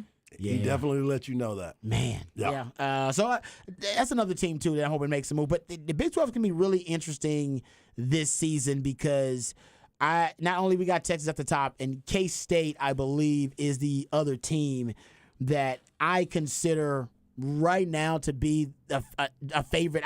I know Texas is the favorite. I consider K-State to be just as much as a favorite as Texas in the Big 12. Right.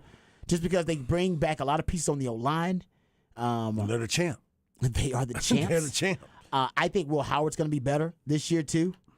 And let's just face it, man. Chris Kleiman's a hell of a coach. Chris Kleiman is a hell Chris of a Kleiman's coach, just a hell and of a he's coach, such man. a good coach that people have put him now as the top coach in the Big 12 with their metrics. Sark should be trying to take over that moniker. He should be trying to take over that title of being the best coach in the Big 12 because it's fluctuated. Yep.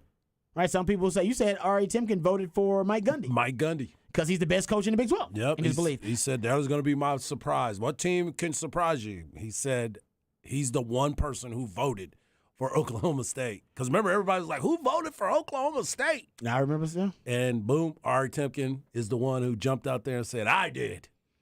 And I'm you know going to what? stand on that hill. Because Mike Gundy, it's just like Texas has underachieved and Texas has failed to reach and meet expectations in 12 out of the last 13 seasons. I think Mike Gundy is actually the opposite. That's true. Mike Gundy has probably exceeded expectations. Yeah, because he doesn't do anything through the transfer portal. He talks a lot of trash, but doesn't give you much. But that's going to be his undoing. When he does, that's going to be his undoing. Yep. Though. Let's be honest. Yep. He doesn't want to embrace the transfer portal or NIL. Yeah, at all. No, I know he doesn't want to. Yeah, and at all. The sugar daddy, T-Bone Pickens, was Oklahoma State sugar daddy, is no longer with us. He's passed away, and I think that hurts him a little bit too, not having a true sugar daddy. Yeah, who's in charge of that that money for Oklahoma State? Yeah, who's in charge of making that happen for him? And I wonder if some people behind the scenes now are getting a little fed up with Mike Gundy. Yep. Okay, so Mike Gundy right now, I don't know if they have enough. And if he has a down season again, I don't know if there's enough support behind the scenes to move on from Mike Gundy. And can Yeah. you do better than Mike Gundy if you're Oklahoma State? Who would it be?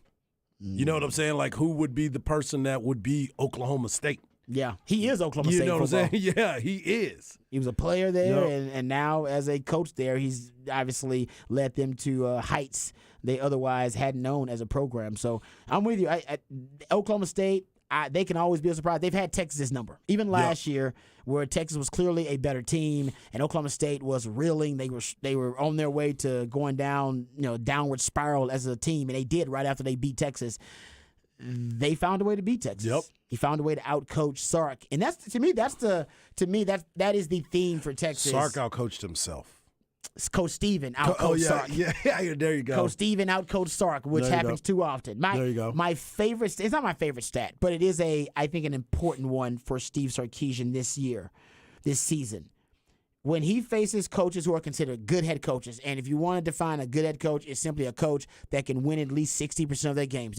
Then you're in the conversation to be good to great, but you got to start there. That's your base. Can you win 60% of your games? To get into the College Football Hall of Fame as a coach, you got to win 60% of your games. Think right now Mike Leach is at 59.5. They're thinking about changing the rule or rounding up just for him. And Sark right now is around 55% win percentage. Haven't looked at, I believe it's around 55%, something like that. But when he faces a coach who is considered a good coach, a coach that wins at least 60% of his games, Sark has a 40% win percentage. 40%. A little bit under that. But when he faces a coach that wins less than 60% of their games, which means they're not a good coach, they're above average or below average, he's beaten those coaches 76% of the time.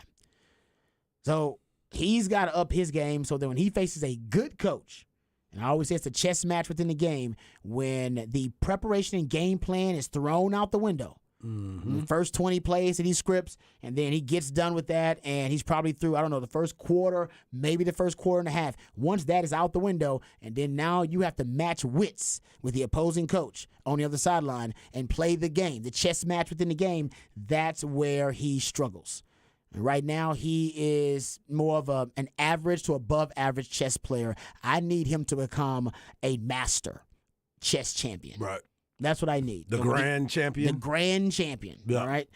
When he can do that, when he can master the chess match in the game, then Texas will be a championship squad. Because I think they have the roster for it. Oh, yeah. Coaching is the only thing that's holding them back. I feel like with didn't Jerry Jones say that to Mike McCarthy? Yeah. He was like, he said, well, we got everything that talent's never been the need." issue. Talent's never been the issue. No doubt. I feel like Texas has to say, you can say the same thing. Look, talent has never been the issue. No doubt. We ain't worried about talent. But I also love the culture they have at Texas now. Oh, It's a really positive culture Sark has working. No doubt. And people- it seems to be that way. It does. Because you're not hearing a lot of nonsense. You're seeing a lot of people be excited about everything around the university. And that is huge because remember, there was a lot of rumblings for quite some time around the University of Texas. And then all of a sudden you got the calming part of it. And that's what I love. It seems very calm on the university. Sark's first year, you were, UTMZ. Yeah, I mean, exactly. you had the monkey fiasco, and you had the Bo Davis rant that went out there. You had all kind of You crazy did have stuff a lot of going stuff on, man. going on. You had some wild stuff happening. Yeah. You're getting less of that. And now it's more about them getting dubs. And, it seems like everybody's focused. I love the text you brought up. You asked Xavier Worthy about his personal goals, and he's like, I ain't got none. That's great. Team goals, baby. Yep.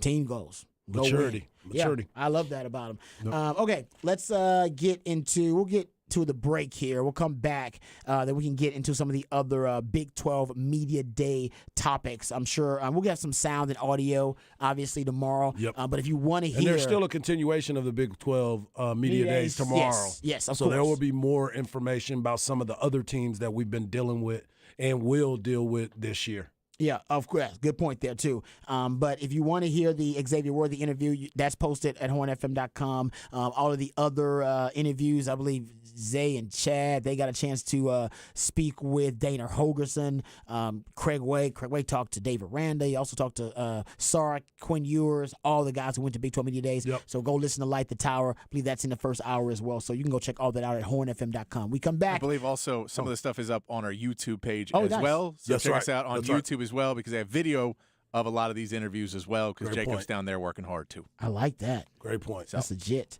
Someone says Rod is a wifey listening. Nah, maybe actually, she might be. My wife knows about my fantasies I've had about dating. Whoa, fantasies. Volleyball players back in the Man, day. that was- She knows that- about this that- stuff. that was- I shared my most intimate fantasies with my wife. She knows about this stuff. There you go.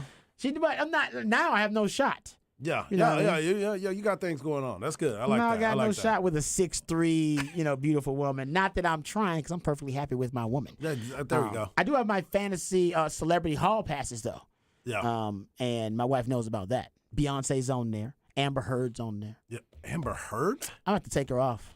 Yeah, she's been crazy lately. Yeah, I'm like, take her Amber off. Heard? Scarlett Johansson was on there. Well, Scarlett stays on there. Scarlett stays I think on Scarlett's on a lot of people. She's on a lot of people's. Yeah. My wife only said I could have 5 though. She was like, you can't have a lot of people on the Well, list. it's the starting lineup. You know what I'm saying? It's like, My thing was, give me as many as I want, dude. Unless you have some type of reservations, you think I'm actually going to be able to close the deal Right. with Beyonce or Scarlett Johansson? hey, that's why She a you little weren't bit- able to go on The Bachelor. She a little no, exactly. It's like, hey, you would have closed some deals. Yeah, she want to talk trash, but she's a little bit paranoid that if I do meet Beyonce, I might be able to close the deal. Hey, man. You know what I'm saying? Get a little, thing going with it. Convince Jay-Z. I like it. That little swanging going Because on. I was going to say Jay-Z's going to be coming out the rafters because her sister, Beyonce's sister, is not playing them games, Rod. She's not playing. No, you're right. No, Solange don't play. She ain't playing We them forgot games. that she was dog. slapping and He's beating right. up on Jay-Z in the elevator. I did not forget. Yeah.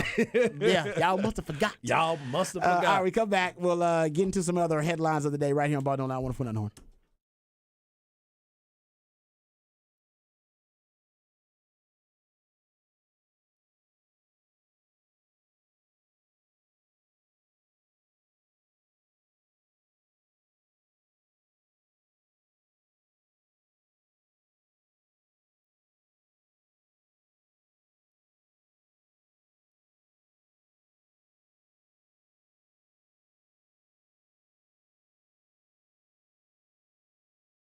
Hey, what's up, folks? Lifetime Longhorn Rod Babers here. Let me tell you about Dr. Greg Eckert and his all-star team. If you have any concerns about your dental health or hygiene, you need to reach out to Dr. Greg Eckert and his fantastic team. They can handle anything from general dentistry to teeth whitening, dentures, porcelain crowns, veneers, dental implants, full mouth reconstruction, root canal therapy, dental bonding, dental bridges, you name it. I can go on and on. They're always on the cutting edge of all the technological advances in general dentistry. And right now, they can give you a brand new smile in just one day. As a matter of fact, first time I met Dr. Greg Eckert, went to his office, I sat down, and I was a little paranoid because I'm going to the dentist's office. Who's not going to be paranoid about that? Woman comes out, and she's crying.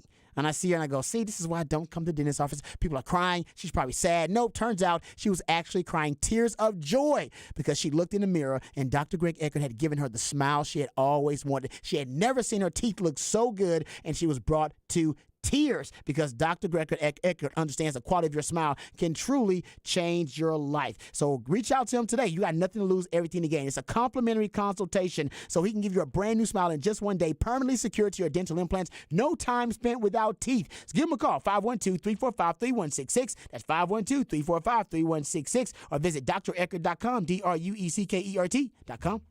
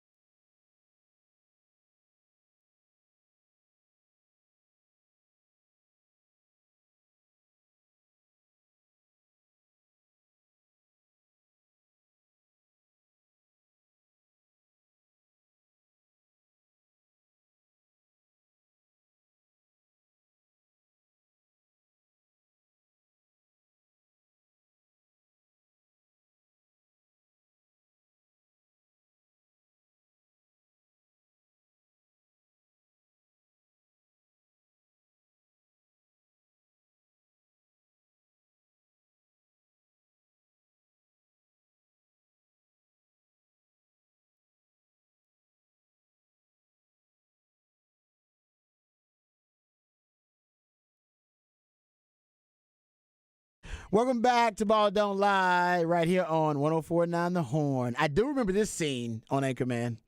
And this is the Anchorman version. Is it really? Yeah, that's Will Ferrell. It sounds pretty good. It's not bad. I was just about to say, that is Will Ferrell singing that. Yeah, right there. that's not bad. Yeah, midweek movie music. That's when my man Patrick Davis, the Idealionaire, takes songs from a particular soundtrack, and based on the selections that are played, hard, you're not supposed to gather clues and hints that lead us to the featured film of midweek movie music. And of course, we're talking about Anchorman today. All right, just a slight deviation from the Big 12 Media Day discussion. Texas baseball had some good news happen to them. And I believe it was the player himself, right, on social media that made it known. That's right. Tanner Witt, we talked about this yesterday. I thought it was going to be a strong possibility of him coming back to the University of Texas because of where he was drafted in the MLB draft. He was in the later rounds, and I knew that there were some things that he needed to work on to get himself back to that elite level that we all know that he's going to get to. And he posted unfinished business, threw up the hook 'em horns, and he did Psalms 138, verse 8, and he goes, the Lord will fulfill him the Lord will fulfill his purpose for me. Your steadfast love, O Lord, endures forever. Unfinished business. Amen, brother. There it is. So Tanner Witt is back. Obviously, LeBaron Johnson will be back. So you got two front-end starters at the very beginning of your rotation. So congratulations to the Texas Longhorns for getting Tanner Witt back. But more importantly, congratulations to Tanner Witt to having another opportunity to go to the next level again. And a huge break for the new pitching coach as well. Exactly. Oh, Helps yeah. him out. That's good for him. Yeah. That new pitching coach, too. So that's good news for Texas baseball. Speaking of baseball, All-Star game last night, National League. Ends up winning, breaking the streak and winning the All-Star game. What were your thoughts about how it all went down? I thought the game was fun to watch. I mean, there were so many different things. The one thing that I do have a bone to pick, and I know that they're trying to make it more fun for everybody, but I do not need you talking to the pitcher as he's getting ready to pitch. Some people like that stuff. I don't mind you talking to the other players. The pitcher needs to be while focusing. pitching. Yes, have the mic on him. They're talking to him, and he's coming to the he's stretch, like sweating, and he's still talking to him. He's like, "Yeah, I'm about to throw this backdoor breaking ball." And I'm like, what was funny doing? is Evaldi was telling him what they were pitching, and then they brought up the hitter who was also on mic. Yeah, he was mic'd up so too. he's like, they're like, Yeah. "Hey, don't say the pitch anymore." Yeah, because he's there. He's right there. Hey, man, it's an exhibition game, so you're supposed to be having some fun. There's some things that you can do because the competition level not as high. Right. And the also game's supposed to be about having fun, being more festive. That was weird because I heard the sound, the audio, and he's literally he's right there, almost mid pitch, right before the pitch, breathing hard. Yeah, it's not bad. And I need to apologize to those that listened to me. I said take the over. We were close. We had opportunities. Oh, that's right. I thought there that was a lot of runs. I thought that was a good bet. They were right there. I thought it was a good bet. My bad. All-Star game though. It would have been an All-Star game. It would have been fine if they would have pitched to Julio Rodriguez and not walked him. Yeah, he could have Tucker walked got him on off. base. He could have walked it off. We all would have had a fun time. Yep. Yeah, that's true. That's a good point. But I had to listen to more my times. homeboy talking trash to me. Told ya. I'm like, no, I'm not listening to you. Nobody's listening to Big Tex betting.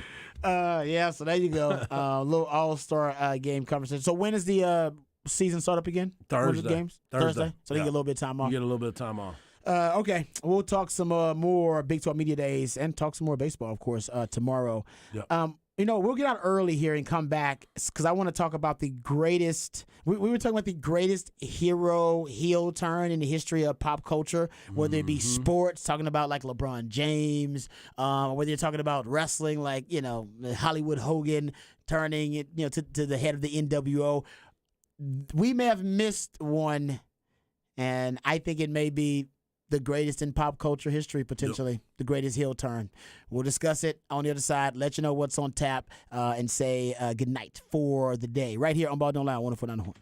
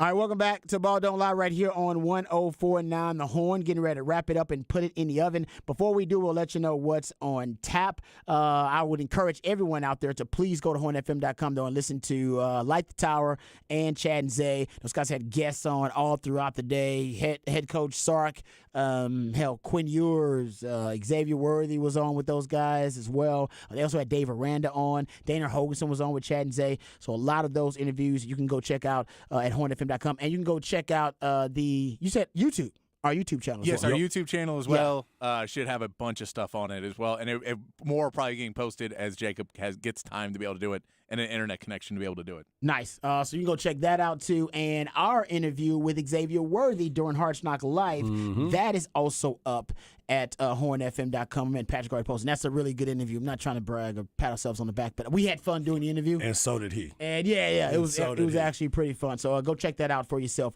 Okay. Also, Major League Baseball, they start playing on Friday, not tomorrow. So they get that extra day. They get an extra day. Because don't forget, ESPYs are going on today. No.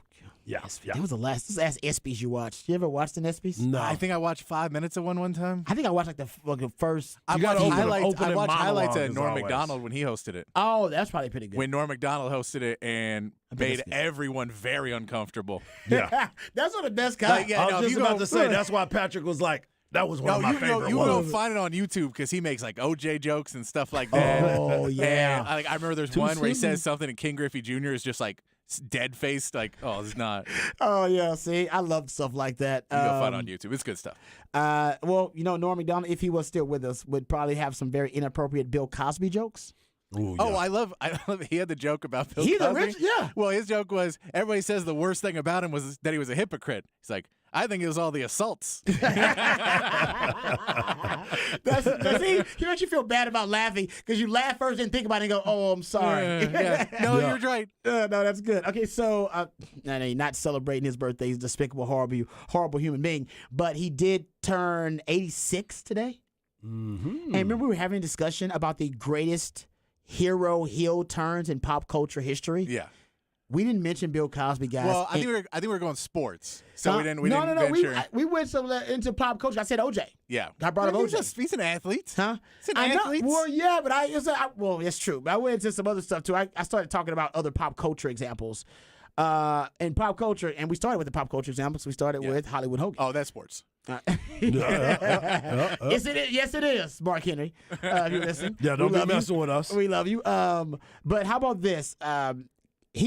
According to Q scores, Q scores are basically popularity ratings for celebrities. So likability ratings, popularity ratings. Henry Schaefer, who was the VP of Q scores, he says that, this is a quote from him. He said, "I don't ever recall seeing a decrease in Q score like Bill Cosby." He said, "It's the biggest drop I've ever seen. A complete reversal." He said, back in his heyday, this is his quote, back in his heyday in the late 80s, Schaefer says Bill Cosby was once recorded as the highest Q score ever. Wow. The highest likability rating in the history of Q scores in pop culture, meaning there wasn't a celebrity in America more trusted by Americans and more liked by Americans than Bill freaking Cosby. He was America's dad. And now he is one of the most horrible and repulsive and disgusting, reviled, hated human beings on the planet. Wow. So if you're talking about the greatest, that might be in terms of likability ratings where he were, that might be one of the greatest hero turns. They said he went from being number one most trusted celebrity to 2,626. Wow. Hey, and he gave us hints too, man. If you look on YouTube for Bill Cosby barbecue sauce, it is the craziest scene from the Cosby Show, knowing what we know now. Oh no! Because the secret sauce. The secret, he goes, I do remember this. It makes everybody all hibbity jibbity. Yeah. And you're like, and they're all just making. He's like makes everybody fall in love. You're like, what? You're right. I remember this. You have a secret special thing in your barbecue sauce, and it makes everybody fall in love. No, he hinted that it made you want to get your groove on. Yes. In the show, I remember this. The creepiest thing. He hinted that it was basically. Yeah, no, I remember that. I remember this. Yeah. Oh my goodness. Oh, see, Patrick, you made me think about that. I hope. Oh.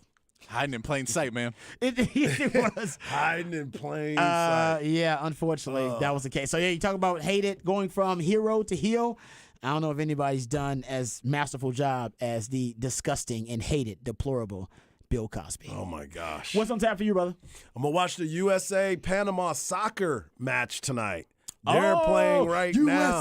USA. 0-0, 18 minutes in. I like that. Patrick, what's on tap for you, brother? I'm going to watch more Summer League probably and hope the lights stay on. All right. I like that. Nice. I'm going to watch some get back on my trash TV kick, man. I watched Naked and Afraid. Oh, my gosh. I was watching it the other day. I was like, this is Rod's trash Oh, that's TV. my joint right there, man. Naked and Afraid. You ever see Naked and Afraid? My father-in-law loves it, too. Exactly. He loves it. Quality trash TV, man. You got to give it a chance. I want to thank my man Patrick. I want to thank Hard and thank all you out there for listening. Remember that Revolution will not be televised. We'll be talking about it right here on Ball Don't Lie. We love you guys. We mean that. Take care of yourselves, but more importantly, take care of each other. Peace.